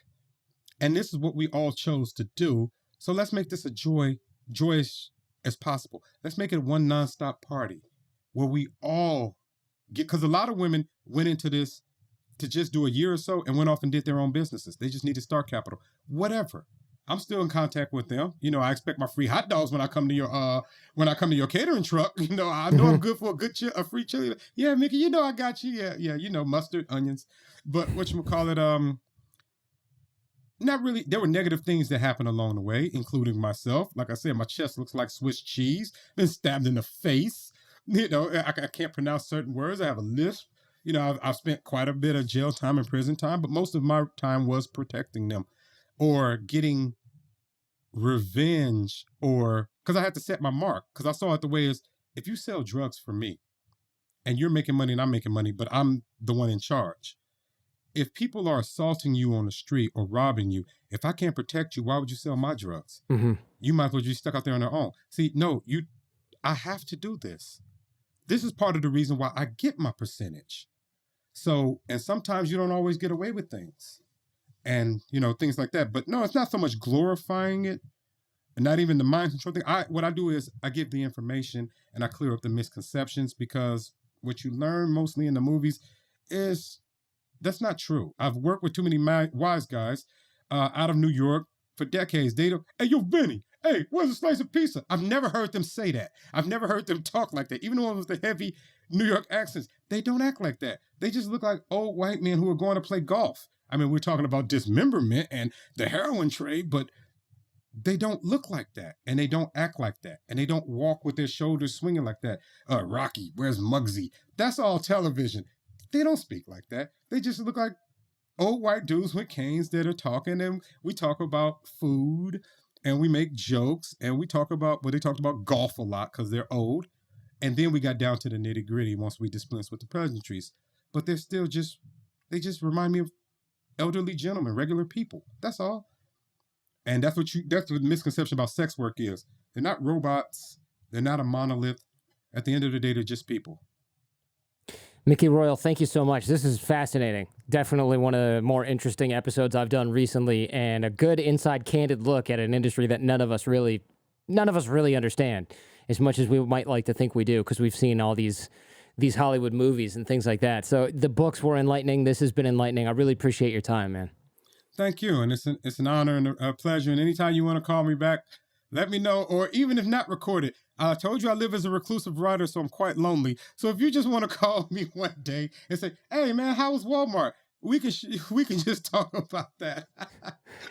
You got it, man. Thank you very much. Thank you for having me.